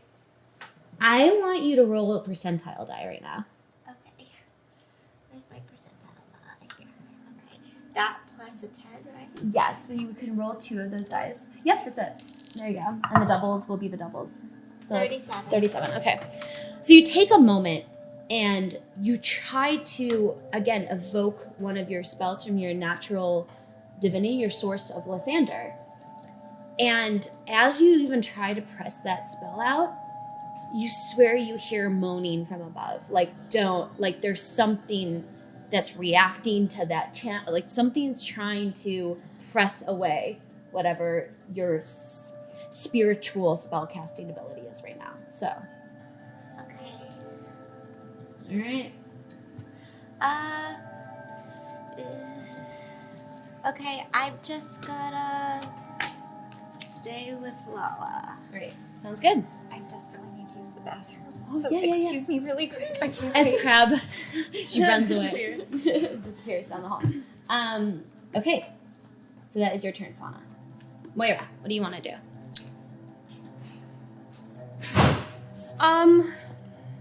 I guess I'm just gonna attack twice at the guy who's on my leg to try and get him off. All right, roll to hit. And while doing this, knowing spells don't work here, but knowing that this thing is made of thread, I want to try and focus on Requiter and hope that a thread of fire will affect it in the way that it would in real life. Does that make sense? Yeah, sure. Yeah, you can definitely try that.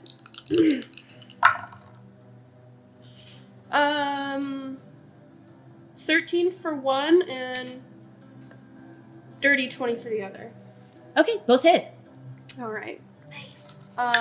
Should I bother rolling my fire damage? No, unfortunately, I would have asked you what the fire damage was, but at least the initial damage seems to work.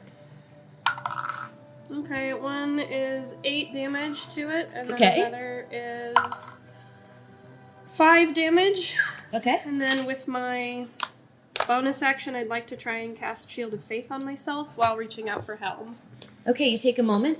You try to press out the spell. It's just not working in this tapestry. It's like there's no ability to spell cast unless it's a visual flare. Did I get that guy to let go of my leg?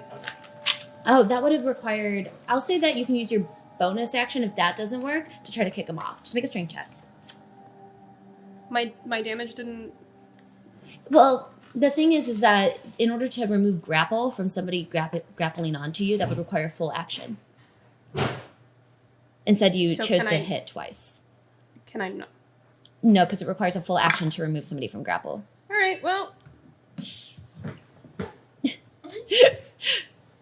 You tried. There's nothing else I Yes, can do, yes, yes. so... I just wanted to double check. Okay, cool. All right. So on this turn, what happens?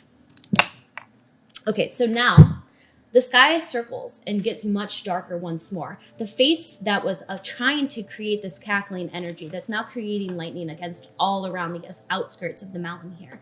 And the scene that's happening in the valley below. A scene that you can tell is likely from the landscape, water deep in its fruition. As a cackling's happening all around this face, the swirling energy begins to go upward. It starts to hit towards where only you spotted that faint source of light. As this is occurring, you swear that you hear in the distance a cry. And it's like a cry that sounds like a nation cry, like a sound of 1,000 voices all at once. But that voice is in unison and it's echoing throughout everything. I just want everybody real quickly to roll a perception check as they're looking up, just on their reaction. Is Vidal still 10. 5. Vidal's gone. Cool. 5. Dirty 20. Okay. 4. No. All right. He's in permanent dice jail. So let me just hear once more everyone's rolls. Moira? 4. Dirty 20. 10. 5. Only Lala, you catch this. But as you look up, you take a moment, and in the parting of whatever this face is that's going upward, you hear the sound, all of you, but you catch most distinguishably that as the cloud hits the sky, a cataclysmic wave of energy.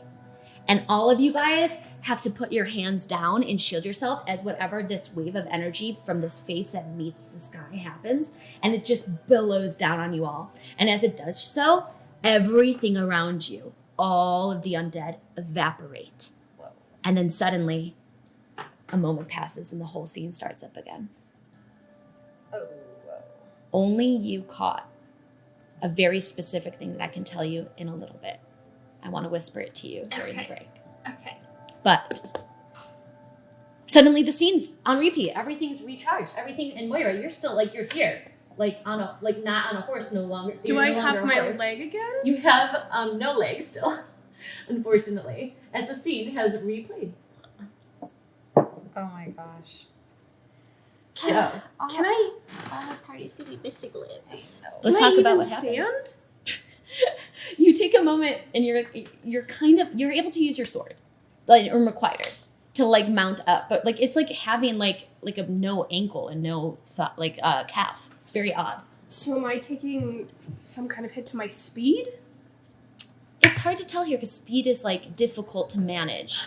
You feel like you might be slowed, but also peripherally, though there's speed here, there's movement here.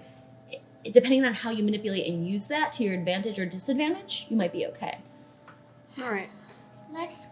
It didn't hurt. Let's put it that way. That's not helpful. That's not helpful. So, you guys take a moment as like the scene replays in the center. Nobody's near you guys right now. Like you're all on the outskirts of the battle that's occurring, and no one's noticed you. Are we most all distinguishably. together near each other? No, Moira and Rowan are nearby each other. The two of you guys are over here. I saw a door. Let's go toward it. Around the battle. Okay, we should probably let them know. Let's go get up. Okay, But let's go avoid the battle. Okay. so we're gonna take a long way around. So what's going to happen, instead of like you guys pushing through hundreds of people, I'm just going to have you guys make a singular check to see how well this goes, to try to gather your friends and rally them and push through this very chaotic scene that you now know and actually can predict certain movements. You can predict ways that things are going to hit. You can at least understand how horses are going to move.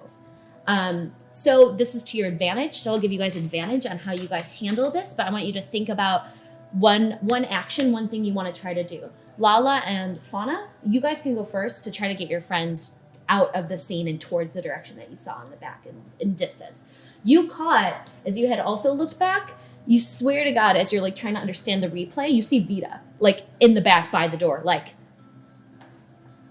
trying to motion to the door in the distance. So she's there. She just also had spot the door in the far end. So, roll with advantage. Sure. And would you like this to be a performance? Like, what are you trying to do to get your friends towards you right now? I don't know. Persuasion? Sure. We can make it like a vocal persuasion check. Sure. So you're shouting in the distance. Go ahead. 17. Okay, yeah. What are you shouting like from a distance? Moira! Rowan! I forgot your name. Moira, Rowan! We gotta go to the door. It's important. You guys With can hear. Vita. You can hear them. What door? Up, far away, with Vita. And you just kind of see like Fauna like with Lala grabbing her, trying to like help her up, because there's a whole scene going on. So like in order for you to be seen to point in a direction, Lala would have to probably grab onto you and help lift you up so you can see it. I'm big right now. Yeah, you're big. Weird for me. You're big. You're big, Lala. I look at Moira and I nod. And I, swat her a little bit with my tail to nudge her to follow. Well, sure, I'm going to try and run, but we're in the middle of a massive battle. Sure. So the two of you guys communicated that. What would you like to do on your action? Oh, so she already got their attention, right? Yeah, she did. Yeah. With your help, I'll say, because you were also like lifting her up fine and you dropped her down successfully and safely. Can I tell that Moira's struggling to move? Roll a perception check real quick. 8. It's hard to see with the battle. Okay. I'm just gonna jump in motion.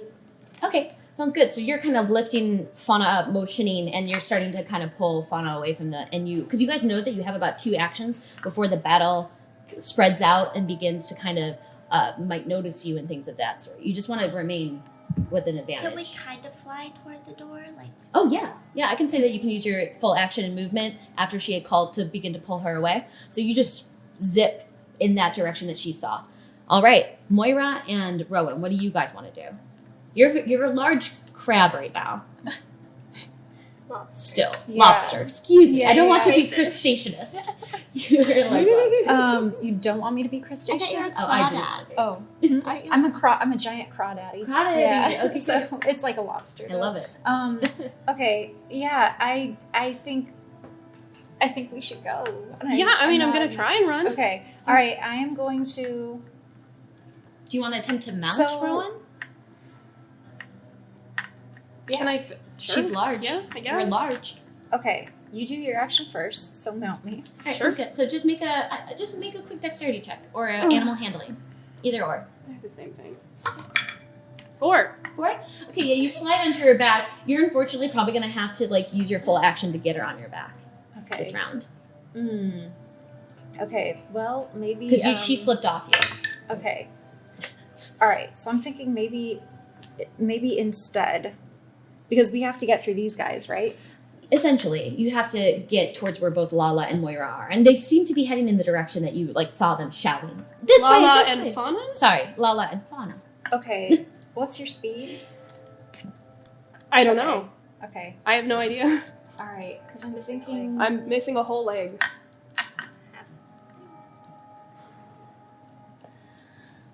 Can you turn into an eagle and fly us out? I don't. You were able to turn into a crawfish. All right. Yeah, and that's what I'm gonna do. Good idea. Good idea. That's what I'm gonna do. I think I'm Alright. gonna be at like 15 feet if I have one leg. Yeah. Okay. That's All right. gonna be my so speed, The eagles the will bonus save us. action. The bonus action will be I'm gonna transform into Great. a giant eagle. Okay, and then your And full then my action is picking her up. Is to pick her up and fly as far. Solid. Yeah. Okay, so for this, I'm just gonna have it be a general check. I would like it to be a dexterity check or a strength check to try to get Moira up and just across the Okay. battle and fly her eagle visioned, eagle Okay. flying enough. Yeah. All right. So I'll make a dex check of 12. 12. Just enough to hold on to her. You can't Okay. get super high, and your wings feel weighted here. Like you Okay. can't fly as high as you're expecting. Okay. So it's kind of odd, the sensation. You're able to get her exactly 5 feet up from the battle. So as you're getting flown across, like there's people swinging at you and engaging with you and noticing you, but you're able to just dodge enough so you're Okay. out of any sort of danger of the battle below. And you're able to fly her across and meet Lala on the other side and Fauna on the other side. You have exactly one more round before everything gets really, really dangerous. And you guys all know this. Like, you had seen this on repeat, and you're aware of what's happening. The clouds are turning darker. The energy is cackling around you. The face is starting to form. So all of you guys gather together nearby and just book it in the direction that that Fauna had pointed out. Vita is also standing there, like, it took you long enough. Come on. In we go. They don't tell us anything. I'm gonna shove her. Oh, Just shove her. Okay. What? I didn't know about this. I just lost an entire leg. An entire fucking leg. What are we doing here? You have not told us a single thing. I've lost an entire leg because of this. She's lost a nose. Maybe we can talk about it in a safer place, yeah? And she just hops into the black door. I can hop it after. I'm gonna follow. Same. Alright. And then, let's just cut real quickly to what's happening with Lilith and Mr. Hopkins inside. So the reason I didn't go is because, I didn't really know what she was after. I didn't really understand the mission, and I didn't want to, Probably the smarter choice at this point. go in that thing. I don't know how you're gonna get out. How do you get out of a tapestry, So that's why I didn't go. And he finishes, like, painting your nails black. Like, as your nails just, like, on the final line. What's the design that you asked for? Spider webs. Spider webs. He's familiar. So let me can you have him make a dex check to see how well he does with spider webs?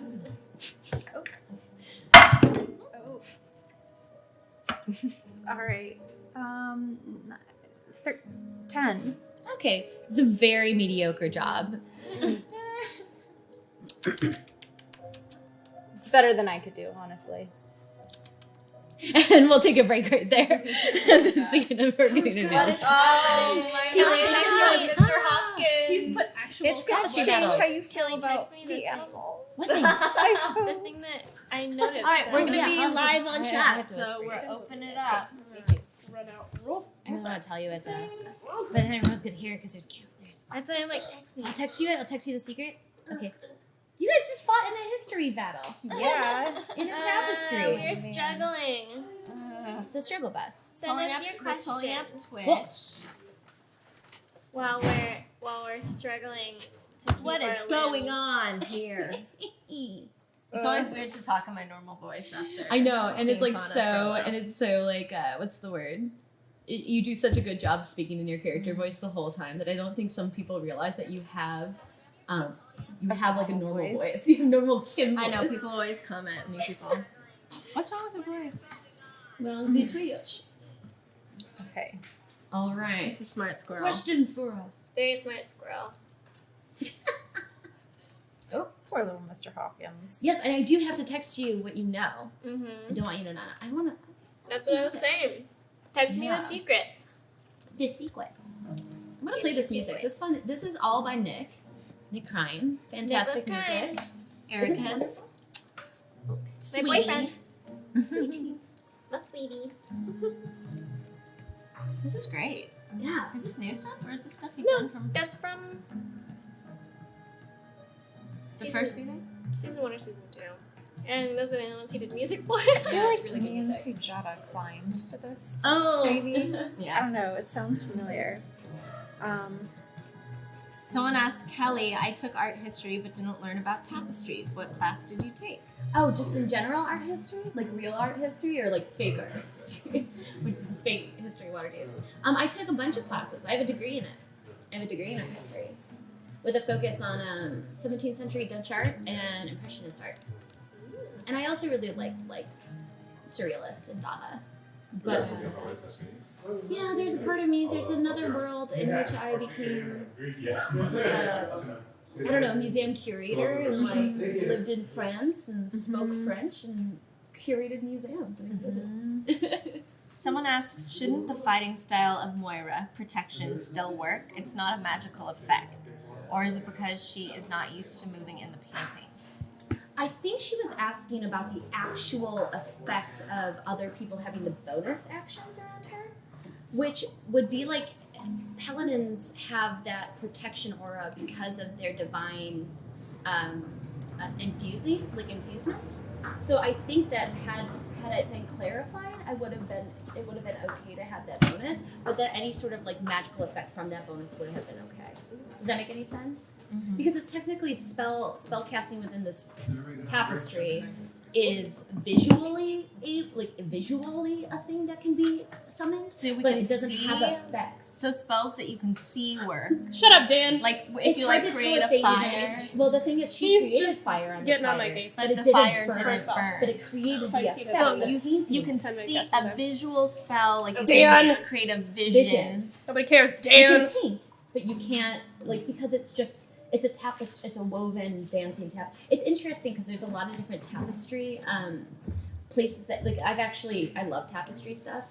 When I ran Horde of the Dragon Queen, there's this really cool tapestry when you're in the hunting lodge that has like very cool. Two tapestries there have really cool enchantments and interactions with them. So this was actually kind of like me using what those were as inspiration to create a trap or like a game within a tapestry. Sorry, we gotta go. We're gonna go fist fight Dan.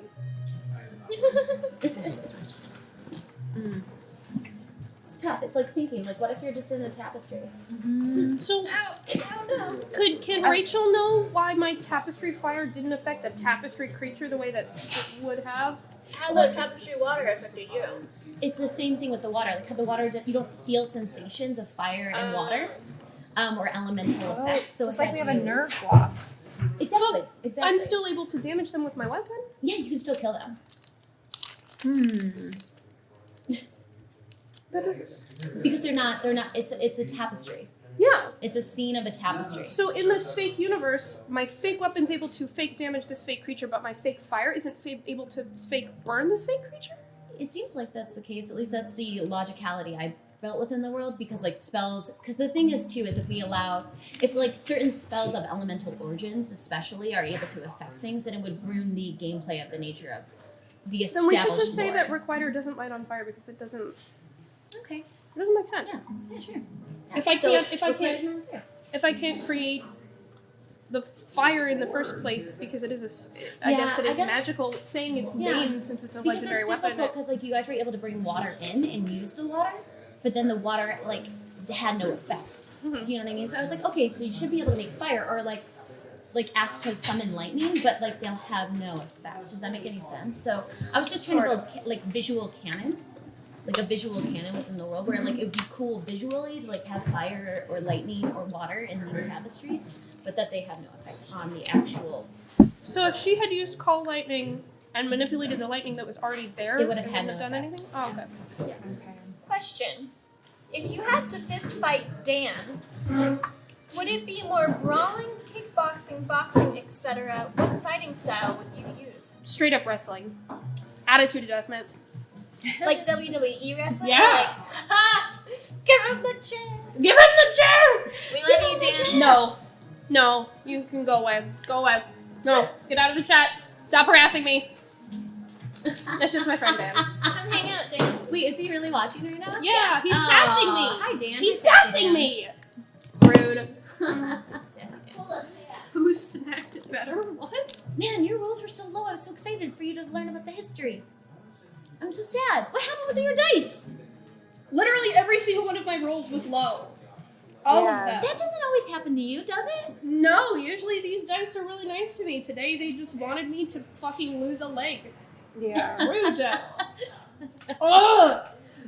Oh, man. I want to throw something across the Oh, room. tapestries. I hate tapestries. Listen. I'm gonna be afraid of I tapestries. wish I was a good artist and I could have drawn the tapestry for you guys, because I'm not like good at drawing. I'm not. I wish I was good at it. Yeah. Satine's really good at that. Like Satine can like describe something and then like draw it. It's really cool. I don't have the visual mental like dialogue. Well, look, it's really fun going back from Moira to Fennel. They're very, very different characters. They're vastly different. I love Fennel. I'm really excited. Do we use Milestone XP or Encounter XP? Milestones. Encounter XP is. I enjoy the story milestone XP, because it's like one of those things, and you guys should be actually pretty close to leveling up. Oh! Please. In terms of story. What happened to Cynthia Marie from last week? She's gonna be coming back. She's just a little ill. It's the fires. It's the season. It's like. I know. This It was is the awesome season last for the week. sick. That was really fun. Oh no, you don't want me to try to draw the tapestry. I will do it for you tonight. I will. Erika! Yes? Would you give me some water? Would you fill this for me? Oh, I can get it. It's from the fridge, so it's cold. Allie's horns did not break. We simply forgot to grab them on our way out. Well, they did break, and then we fixed them, and then we forgot to grab them. Yes. That was during the haunting.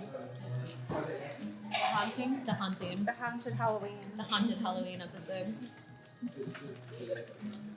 Yes.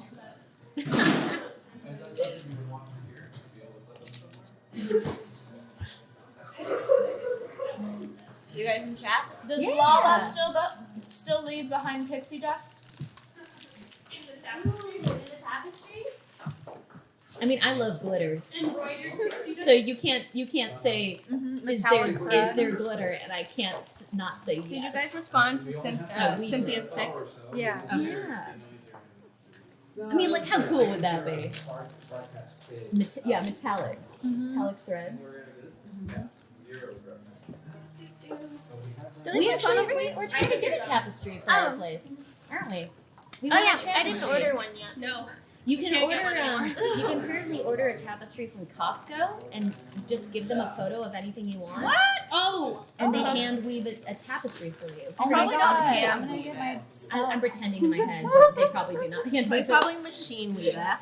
I'm gonna dress up in like a really like ornate old like 18th century something. Get myself tapestried. I have, you know that famous And then tapestry of the auction it. unicorn? Yeah, I have that. I have a giant, like, tapestry blanket for that. that's really cool. Someone says. Someone. What would happen? Oh. Kyle 7? Kyle 7. 8 Kyos? Akaios. Akaios. What would happen if someone pokes Lala on her non-existent nose?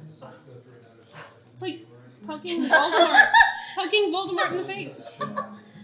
Probably That would just, just be like poking a forehead, but where the nose is. Nobody tried. Can you breathe? I've got a mouth. Do we have to breathe? Were you able to breathe in the water? I have no Why idea. did mending I never work? asked I feel because like mending. you didn't. There's a hole in the tapestry. Shouldn't mending? It should work. I tried to do mending. It Go-to didn't work. snack is red From vines outside the tapestry. or Cheetos. Oh, I see the cogs turning. And I love black licorice, room What? night 13. What? I love it. I'm gonna mend so you good. guys.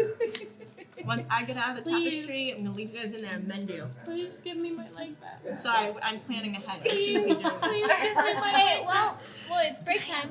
People are grab one. Someone asks. I think we're We're good. good. Thank you. Someone's asking what all of our go-to snacks are for the D&D break. Well, they provide us snacks, so my Yeah. go-to snacks are always one of the snacks they provide for us. Whatever we can get our hands on, pretty much. And But What normally are these? I always pick popcorn. Red vines. I'm really digging these fruity snacks. They're like little Little gummy gummy. fruits. And then an apple. So Blame the bunny. Lala's boots don't smell like lemons. They're just yellow. I wish they did. That would be fun. Why can't we make them? Maybe we'll find a spell. Someone can Yeah. initiate I like how yours. someone asks, "How much is that tapestry service?" I don't know Maybe yet. look it up on the No. internet. Hopefully not. I heard it's not exorbitant, but like, what a dream scenario. I actually saw one of these tapestries. I was at I won't say which office, but there's this really cool office out here that is run by some really cool people who maybe do stop motion. And I was walking into their offices, and they have this amazing tapestry of one of the guys who runs it on a unicorn with like a sword. And it's the most ridiculous thing I've ever seen. And I looked at it and I said, "That's magnificent." And the person who was touring me said, "You can get those done at Costco. I kid you not." And it like changed my life. That one moment. wait, a unicorn on a sword? Like it's impaled on a sword? No, he he was has like a sword. he's on Oh, like okay. on a unicorn with like it's so good. It's so Yes. cool. No. What's your favorite drinks? They're asking. Tea. I'm always drinking tea. I legitimately love water Yeah. so much. Water. I had some whiskey last night. I was at an event. Ooh. And then when I drank some water, all I could say was, "Oh, this water is so good. It's so good." That was me last night. I usually carry around a big water bottle with a 1/4 teaspoon of Celtic sea salt in it. You dissolve the salt, and then the salt helps you to basically absorb the water better. So it's like an electrolyte. Yeah. Minerals and stuff. It's not that salty. I really enjoyed the turmeric tea from turmeric and ginger tea from Trader Joe's. Me too. I kind of think it tastes like Fruit Loops. So Somehow. good. I love would Fruit drink Loops. so much of that I mean, tea. I haven't eaten them in centuries, but they were really good. Oh, thank you. Oh, I should Once upon a tell time. you what happened. Yeah, text me. I can't text you it. I can describe it to you because it's cool. Just go whisper it in the corner. Yeah. Should I whisper it to you in the corner? Yeah. Whisper Do I have to get up? Whisper it over that mic. Yes, everyone Lala's, can hear. Lala's wings are like dragonflies' wings. Kind of. Inconsistency. But then they like, You know what? they look like this. I don't know how to describe that. How many sets? Like cellophane. But I think it's like, you know how there's like two. We're almost back, you Yeah, it guys. looks like Do your two little sets. whispers. Yeah, 2 sets. 32 cents. That's the answer. Come on. It was 13. Yeah. Okay, all right. Still have that right I'm gonna try. I don't know if I can. I'm gonna try to get my leg over the mic. All right. Be right back. Right on the mic. Blah blah blah blah blah blah. Maybe I should play. So Yeah, play a song. let's have a little What were you gonna say? tune. I'll just play background music. I was just gonna say, if people wanna tell us, this was fun last week finding where everyone's tuning in from. So if you can Oh, yeah. Oh yeah. throw your locations in the chat, Where are we're y'all back. coming from? and Allie will Where play are us a y'all little from? tune. Can you play me an Irish tune? Oh. They have to back. be Allie originals. Mm-hmm. An Allie original.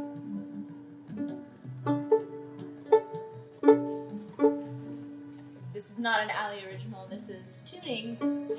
Tuning by Allie Gonino. We got Illinois, Moreno Norway, Valley, Hello, Norway. England, Man, Queens, I've been wanting to go to Norway. Nashville. So bad. Same. okay, Australia. I just What wanted time to is it in you. Australia? Where's Where are you? But I Manchester. probably I was Love there it. earlier this immediately year. pointed that.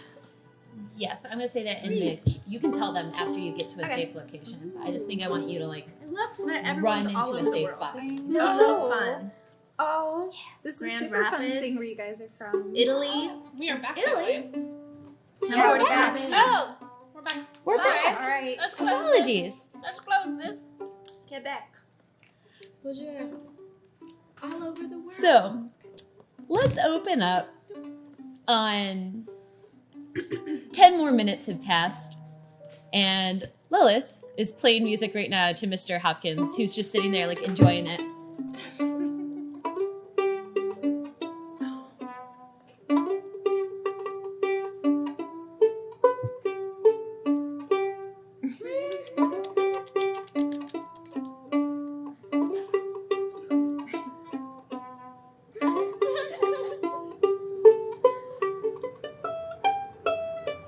Starts to dance.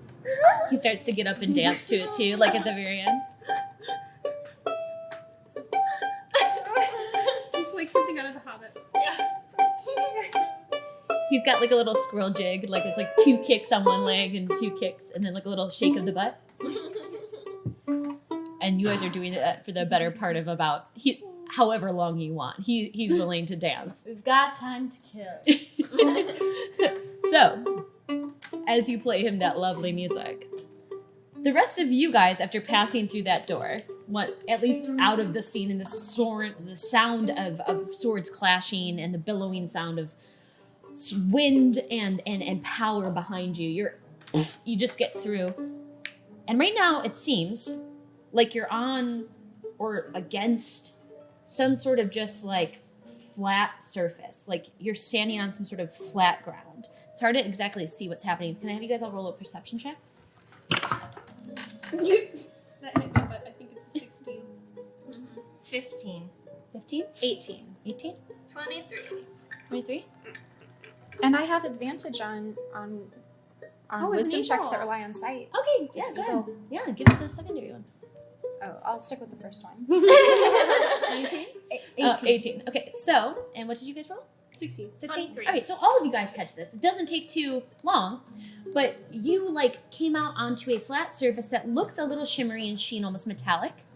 And you realize that you just pushed through as it took a moment, a large, like, heaping pile of grapes.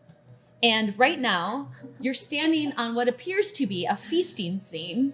You guys are actually in a very large tapestry of some sort. So physically, you guys are actually smaller than the humans eating. The humans eating seem life-sized. And right now, you guys are much more like pixie-sized. So you guys are the size of grapes or the turkey or the poultry and the large cups and goblets that everyone's eating and dining on. And so there's this big scene that you're in this huge table with all of these gluttonous people all around you eating, shoving their hands into food and talking. So as a giant eagle, am I like the size of a pigeon? Yeah, here you're actually like a pigeon-sized eagle, I would say, is a giant eagle. And the rest of you guys are a little bit smaller. About half the size of a goblet. Do Okay. I have my leg? Let's. No. And Lala still doesn't have her nose. Ooh. is it water? I mean, I can't talk as an eagle, so I can't. But I want to see if there's a water nearby that I can splash on. I can tip over and splash on myself to make myself life size. Okay, so as you guys start to like look around, you hop nearby a jug, and there does seem to be some sort of woven jug.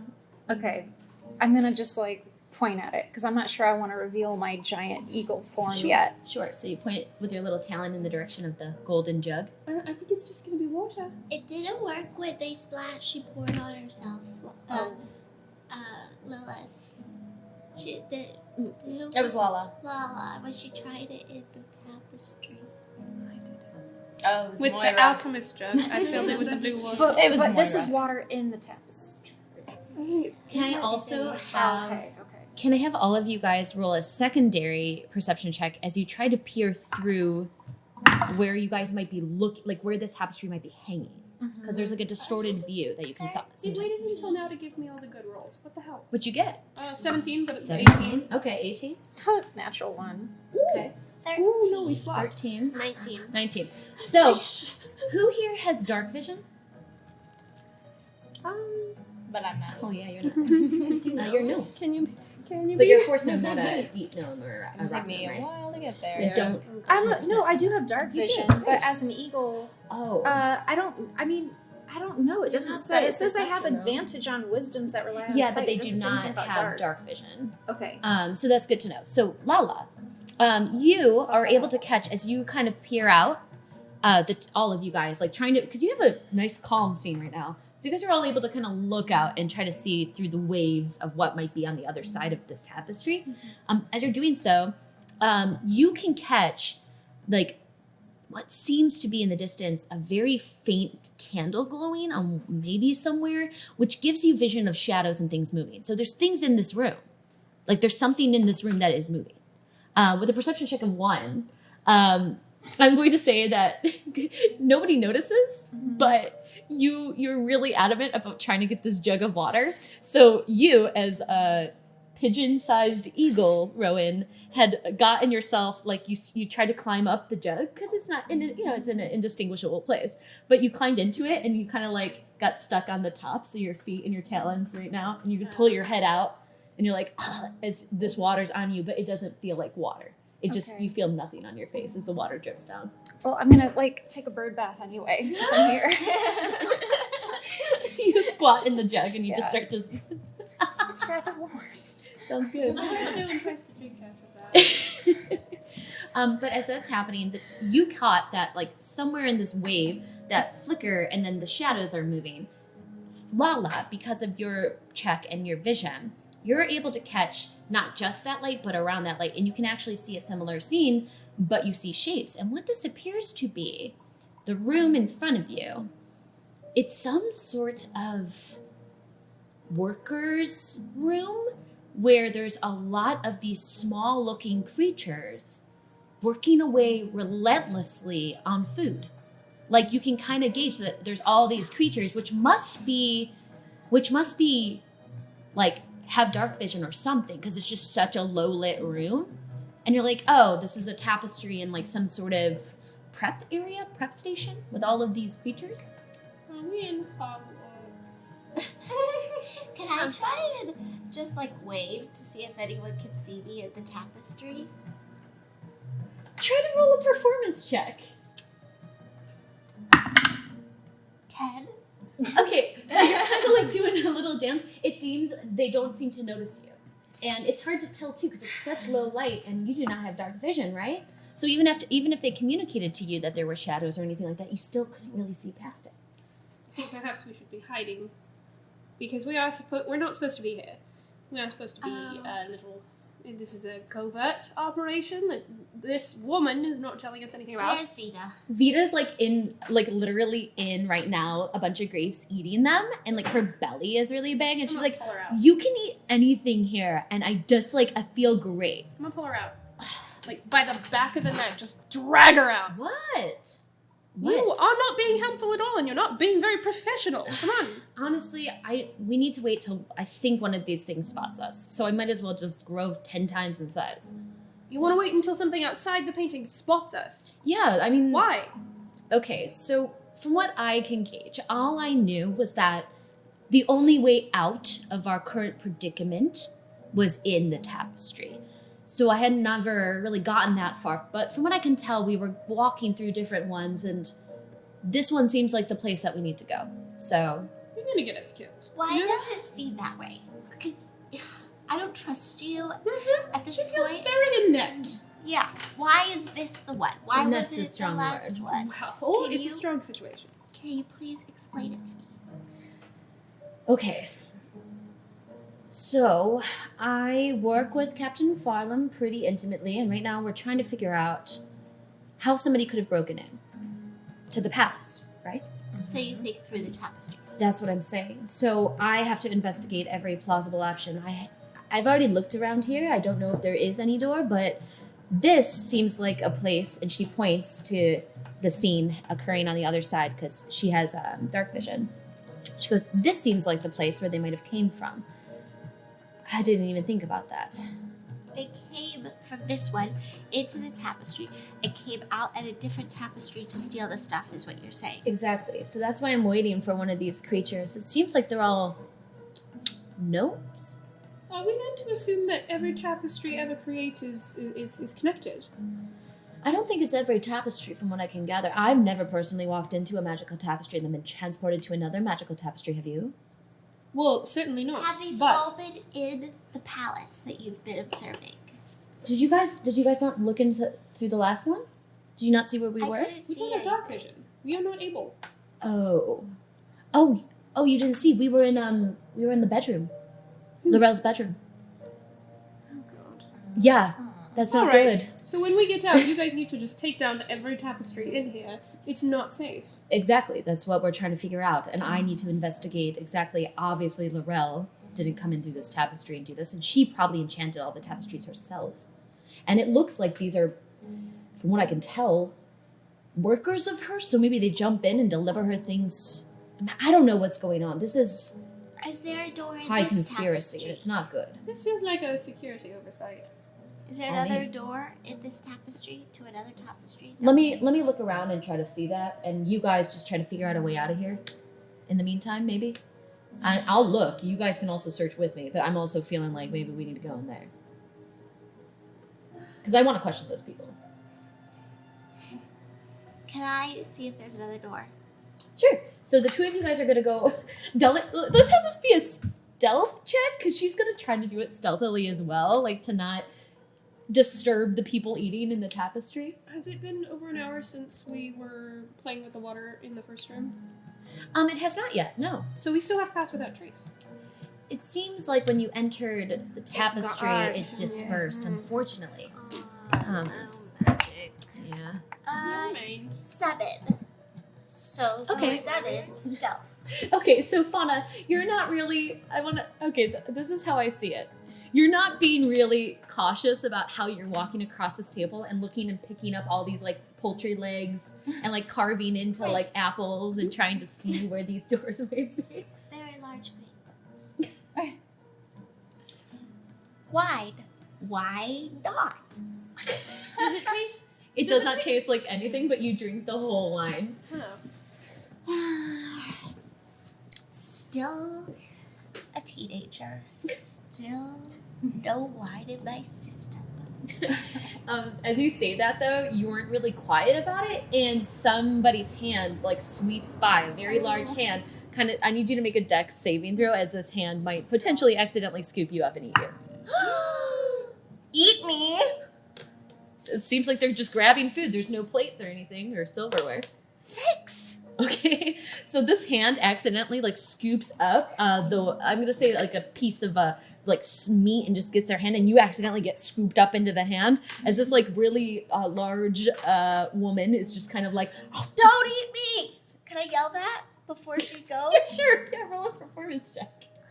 I'm gonna die in here. 19! Okay, yeah, you're screaming and she's like, oh, She's gonna go vegan.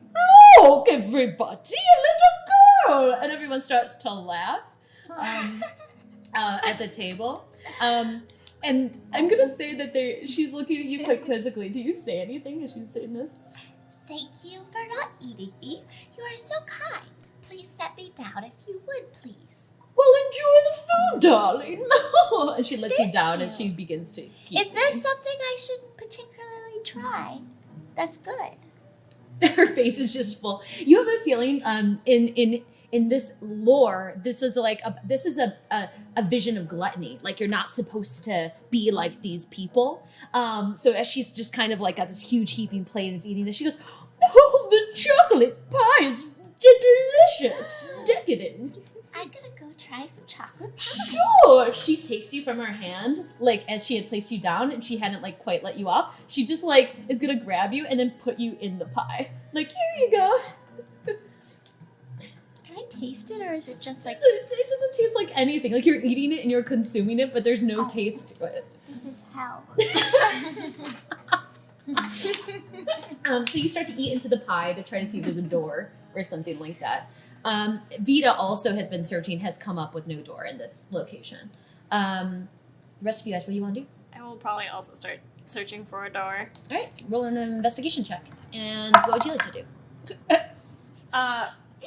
Okay, you're... Try and look for a door. I can help you. On my one Sure, leg? Walker, I can support you and Use walk you around. Requiter as a crutch. No, I'm not going to use Requiter. Requiter is too good for that. I'm going to use just a javelin as a crutch. That's good, yeah. Again, it's right around the calf level, so it's just like as if you have a broken right foot, but no foot. So it's like, yeah, you're hobbling, but you're able to get around not too difficultly, I'll say, even though there's a lot of food here, so that's the problem. Rowan, what are you doing? Yeah, so I'm going to flutter up and look around and see if I can find the door. Okay. And would that advantage on perception check relying on sight work? I would say this is an investigation check. Because you're investigating and looking through things and trying to find something. So just a quick investigation check. And then investigation with advantage because Moira's assisting you, right? Oh, sure. Is that, yeah. 16. 16? Okay. So 11. 11? Okay, yeah. You guys spend the better part of what feels like questionable amount of time, because time is not real here, looking through this tapestry. You don't seem to come up with any door. And after spending a good amount of time looking through every corner, including places you don't want to look, I don't know what that means. I don't want to know. No, I won't describe it. But you guys look everywhere. And after searching and searching, even through the ears and the hair of the people eating, they actually get along with you guys, I'll say. Like, they're not trying to eat you or consume you, even though they accidentally are grabbing you guys once in a great while as they're trying to eat all this food, which seems to always refill after a while. Like, as if after a few times of eating, it just gets a plenty once more. Does not appear to be a door. What's in the background of the picture, the tapestry? It's like a perfect blue sky. And they're eating almost on an open terrace. So there's this very long table, all of this food, a servant that offers them food, all these people, I would say 7 to 8 of them. I'll say there's 8, and then the servant who walks in. Can I hop out to the terrace and see if I can see anything? Yeah, you guys are searching the terrace, you're searching the sky, you're pulling back clouds, she's flying you up. It doesn't seem like there's any door here. And I'm going to look under all the food. You look under all the food. You guys, again, you spend the better part of however much time it is searching every corner successfully. I'm gonna try something. Sure. I'm gonna take one of the large napkins off the table. Okay. And take some juice from a berry. Yeah. And just write a big note that says, "Stuck in tapestry, pour water on it." And try and hold it up. Can you guys fly it up to see if anyone from the inside maybe sees it? Mm-hmm. We can try. So I grab one corner with my talons. I'll grab Okay. the other one. All right.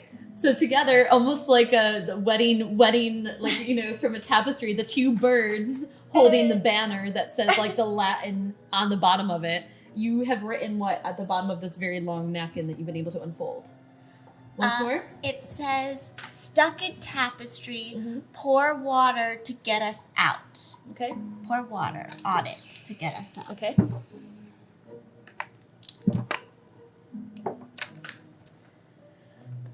A moment goes by, and you're both getting a little tired from holding it up. And then suddenly you hear a whoosh, and then you just whoosh, and you fall straight out onto a floor of a very dark, all of you together as if there was a group.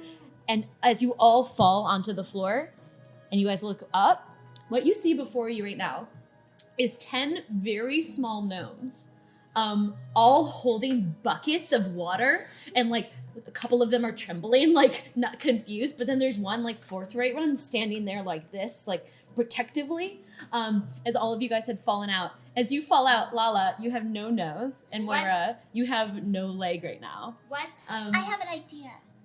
Can I say it really fast? And they're like freaking out because you hear a couple of them in Gnomish saying, she has no nose. And they're saying, she has no leg. Guys, get back at the tapestry. We can't. Jump right back in. I'm gonna try and touch it. Okay. As you touch the tapestry, you begin to enter it once more. Okay. Get back in, you two. Okay. All right, so you pick them up, you throw them back in. And you guys are all still kind of small, just to be clear here. You're all still a little shrunken and tiny.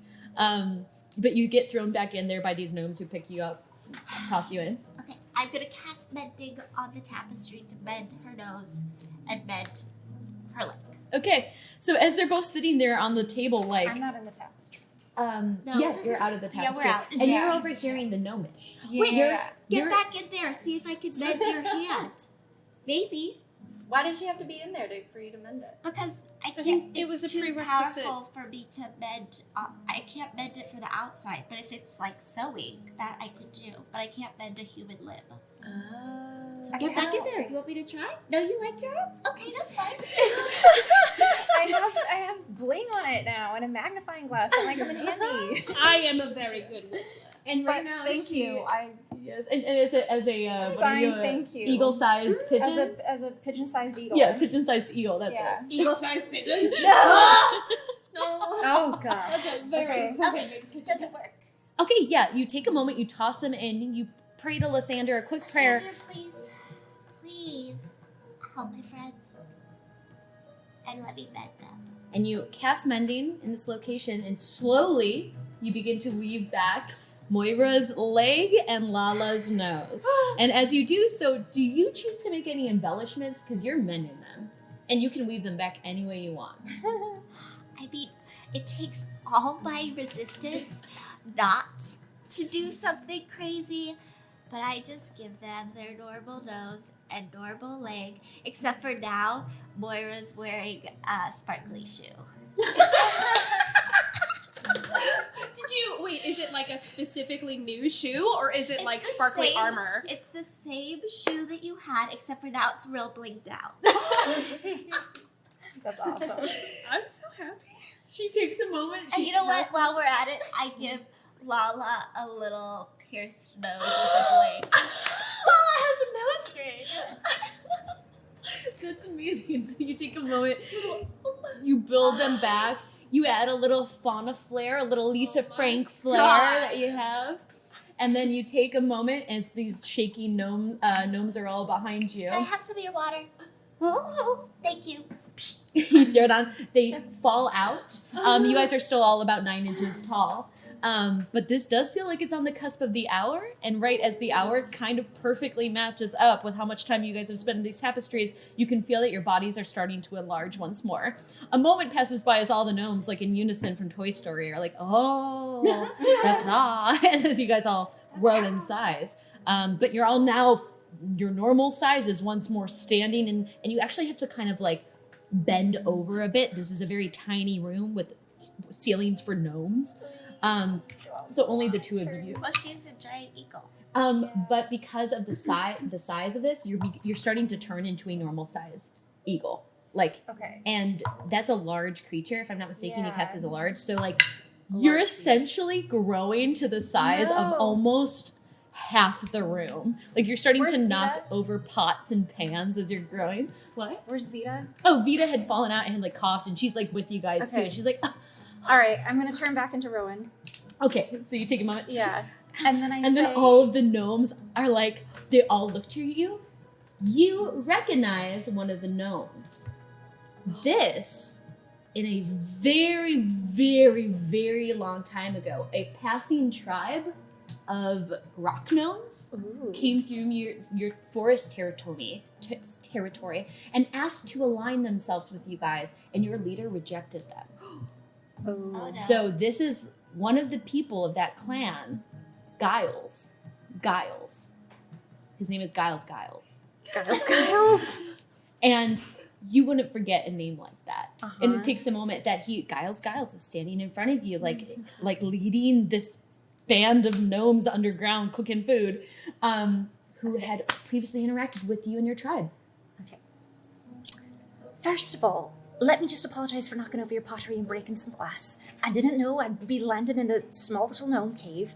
You hear, and are you saying this in Gnomish? I'm saying this in Gnomish. Okay, and they're all like chattering in Gnomish, and you hear some sort of agreement, and then you hear in Gnomish like, yeah, that was really nice. That was really nice. I'll do everything I can to We're gonna get in replace trouble. We're gonna get in trouble. I can't talk. Yeah. But I see the broken things and I start casting mending on all of them. Okay, great. So all the I'm just like, broken glass and I'm like sorry. everything. Thank you for taking us out of the town. And as they see what your races are, they take a moment and they light a few more candles in the room to create a little bit more visual. It's very dark in this location, but they allow you to at least see a little bit more of what all their faces look like. They're chubby little rock gnome faces. They do seem to be of some sort of like grayish, like stone-colored skin. It's clear that this is like they appreciate this dwelling without any windows, very low ceilings. You do see a door on one end of it that lets out. Probably no more than a 5.5 foot tall door. It's a pretty small door, all things considered. But these are small creatures, so. I recognize one of them. Let me just make amends real quick. And then he's on the table right now, and he's like, "Do not be afraid, dear fellow gnomes, for we are saving these people who wrote a napkin in this. I'm real confused, and I don't want to report this, but I'm going through moral quandary." And they all like say moral quandary together in Gnomish. As he kind of turns and like looks to you guys, Vita right now is like leaning against the wall, like looking at all of them, like taking stock. He's just like, he turns to you and he goes, "How may we assist you?" Giles. "How you know my name?" He takes a fork. You probably don't remember me. I was a wee little lass when I believe you and your troop came through my village. Do you recall Glen Hollyhock? Oh. I believe my chieftain turned you down for an alliance, if I'm not mistaken. Oh. Personally, I thought your son was really cute and I wanted the alliance. Oh. Sula didn't make it. Very sorry to hear that. Many of mine didn't make it either. A lot of us didn't really make it through that really tough time. It's unfortunate that your chief turned me down, but it's okay. Look it, we've made it here.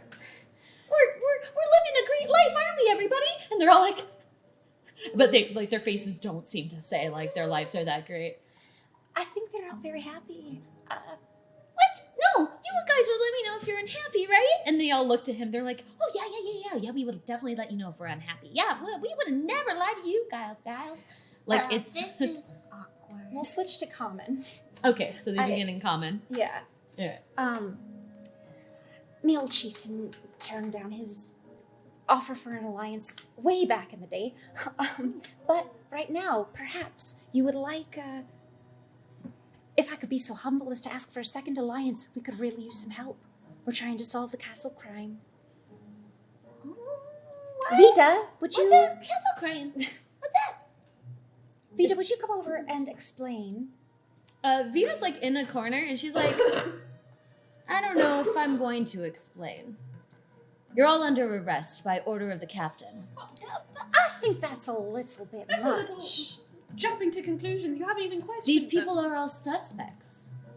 You're going to arrest every single suspect? Hold You're not going to on, bother questioning them? Vita. One moment, if you would give us just one moment. We're going to be the real investigators here, Vita. Thank you. Where are we? I asked. She the like gnomes. tosses her hair and she walks over to a door and she leans against the door, the only door you guys can see, and says, "Do my job for me, go ahead." Can I ask the gnomes, where are we exactly? So you begin to interact. You're starting to talk to them. You're asking them where they might be located. However, can I have you roll a quick persuasion check to see if he can be on your side, if he's interested in the idea of an alliance?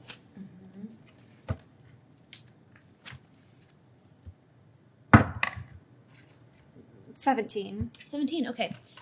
He takes a moment, and as he's like interacting with you, he's recollecting this, like this very strong moment of you and Suasula having this great like connection, and how the two of you like, he also was dabbling at the time in history, you know, into druid magics, and you had taught him how to transform into like a small animal and creature. I'll say like a small, we'll make it canon, a small squirrel. And the two of you guys were able to kind of run through the forest and play together. But like he himself is like just recollecting that. And he goes, well, even though we've been through troubling times, I'll say that the Port Rock Gnomes are here to help you. Thank you ever so much. Vida. There's only 10 of us left. As he like motions to the 10 of them. Oh. But does that help? Every help is very helpful, yes, thank you. What do we have to fight?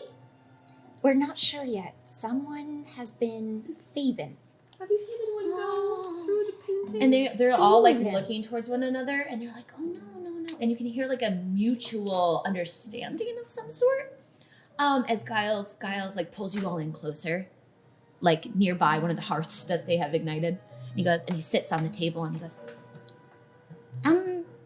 so I guess the ruse is up, but sometimes, Laurel Silverhand and I would make direct gifts to her. We would make her favorite foods, and she created this tapestry for us and her. This is the only way into the palace without a lot of magics, and are you saying that the reason you guys came through the tapestry is because of that? Have you seen anyone go through here? We're just investigating right now. We're not making any accusations. Mm-hmm. Oh. And they all start to get really nervous, like they're all gonna get arrested. And does anyone have calm? Well, I'm gonna cast Zone of Truth. Okay. On them while we're doing this 60 feet, 15-foot radius sphere. Yeah. So it's a radius all around. Well, this is a very small room, and so a 15-foot radius sphere. The only person it wouldn't hit on the cusp of that right now, with everybody around, is Vida. Yeah. So it hits everybody else except for Vida, who's like, what's happening? As this is occurring, let's take a quick pause on that, because what's happening here is pretty funny. So you are playing this little jig for Mr. Hopkins, and after you do this, he's been dancing a bit. It's been about an hour. It's getting close to an hour, and he takes a moment and then he stops, and he goes,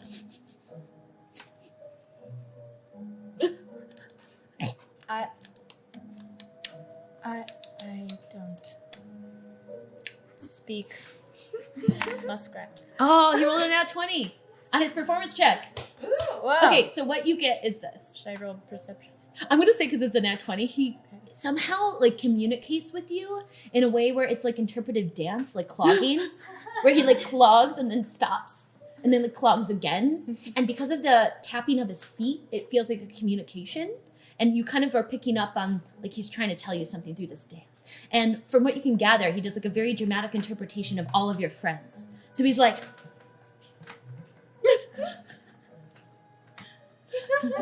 and so you get the idea. Our friends. Okay. Yes. And then he goes,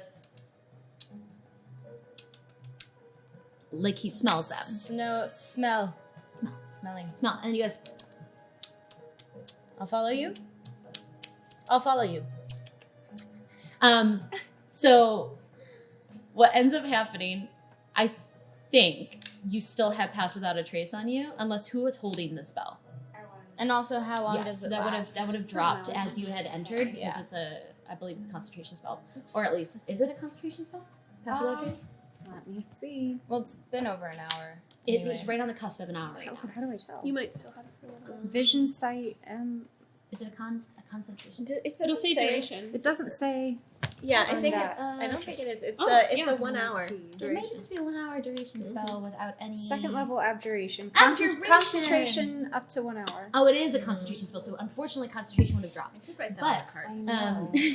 I know, sometimes you gotta look them up, extra info. But as you're, taking this moment, you don't feel it's too stealthy. He himself, is really stealthy as he's trying to get you out of this palace right now. So can I have you roll a stealth check? Maybe I should drink the pink to shrink. And ride him. He looks to you and he Ride goes, Mr. Hopkins. He's so much fun. He is a flying squirrel. Okay. so you do so? Yes. All right, so you hop on his back, and this is too good to even do a check on. So as you're, sorry, it's too good. You hop on his back, and he, great. as a flying squirrel, is able to like climb up walls and like fly into corners where there's city guard like that pass through. But he just like takes a moment, he pauses, and he like hides you with his back and his arms outstretched. And like he comments in squirrel on your nails and how good they look. And then he'll jump to the next. And you guys are able to successfully make it out of what appears to be not just the main mansion house, but also out of the entrance where he sneaks you through the grated grates, where like it's difficult to get through and you can only pass through a very small section of it, like with like this much space physically. He's able to get through that too without too much trouble when the door opens and swings open for the city guard. And he just starts to book it. He's just booking it to wherever he smells you guys or like perceives them to be. All right, so as that's happening and you're riding towards your friend on his back, the rest of you guys.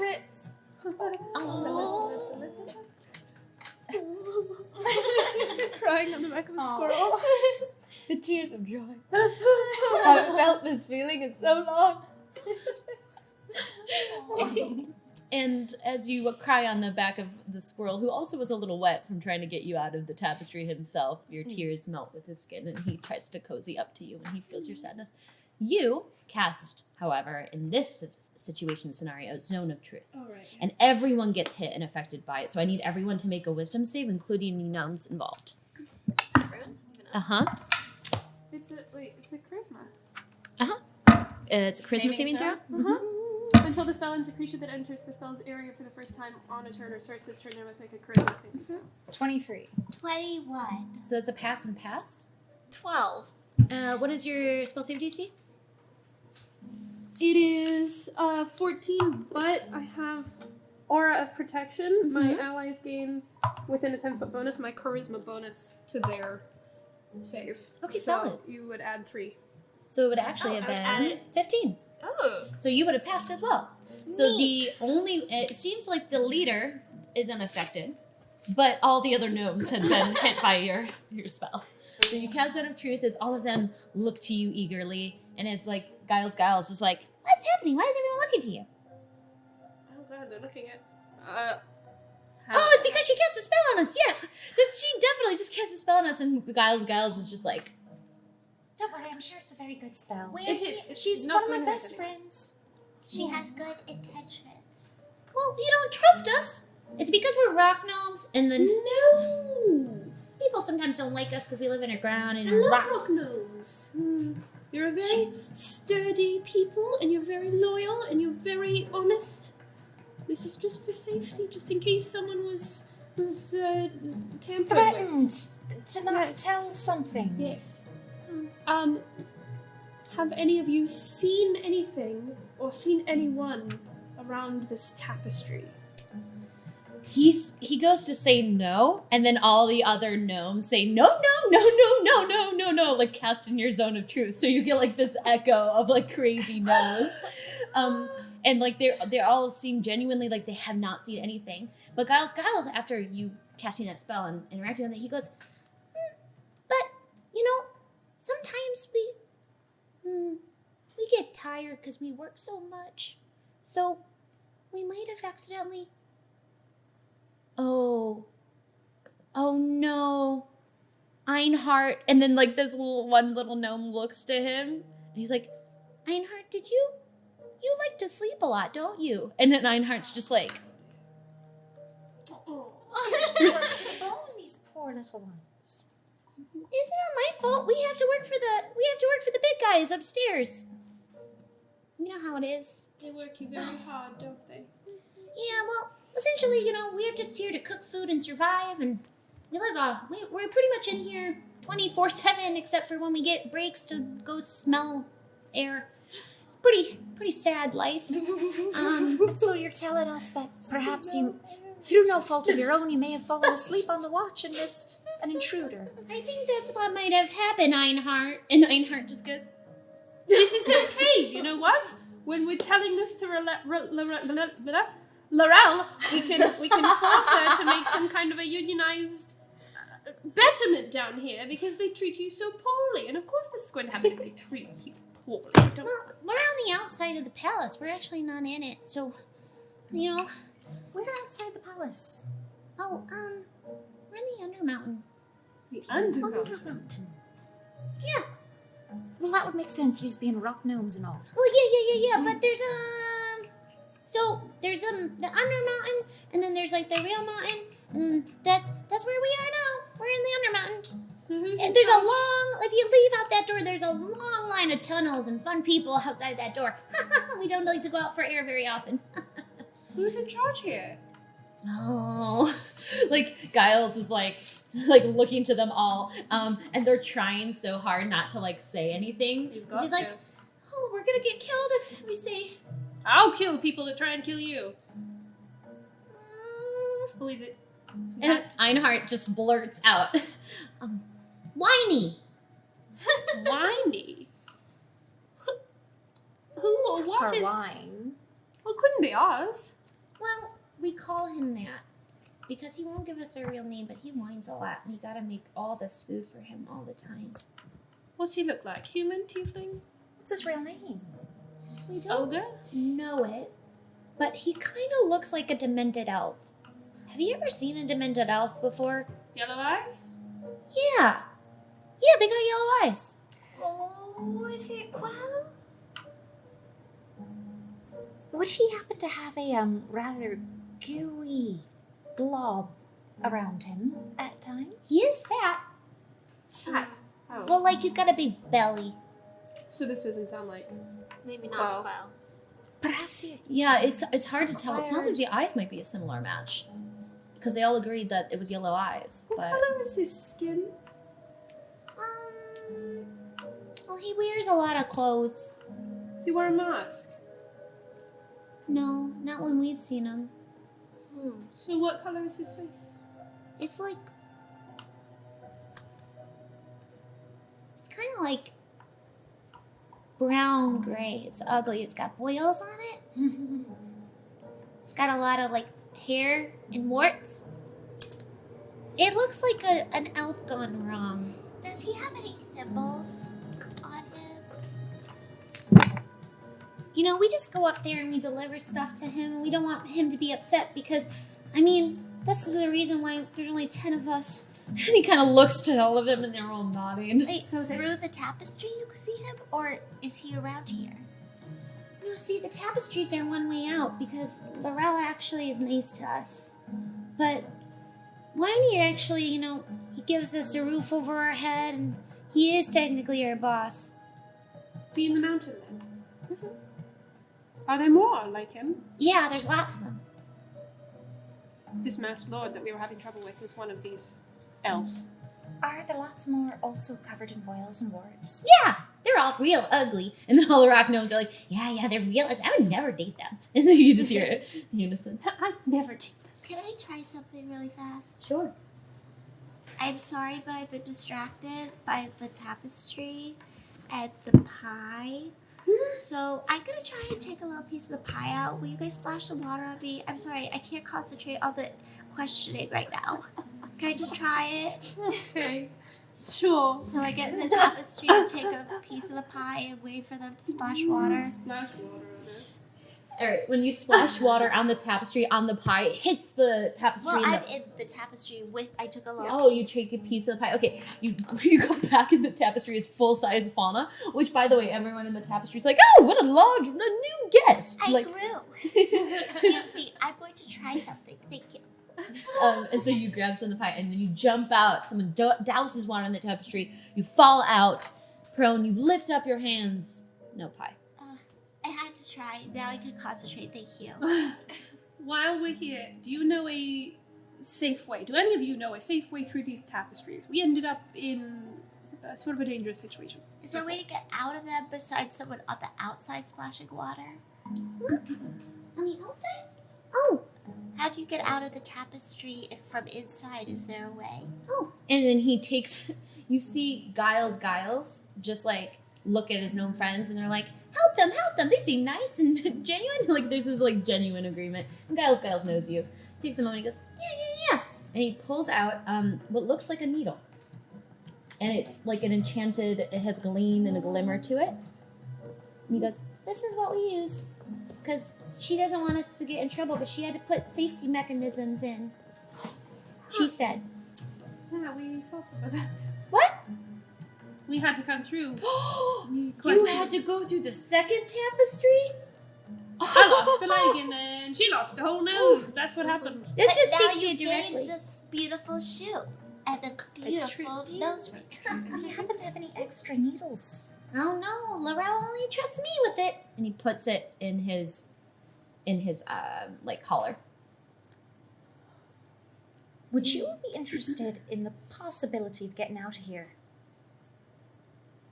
He looks, his eyes narrow.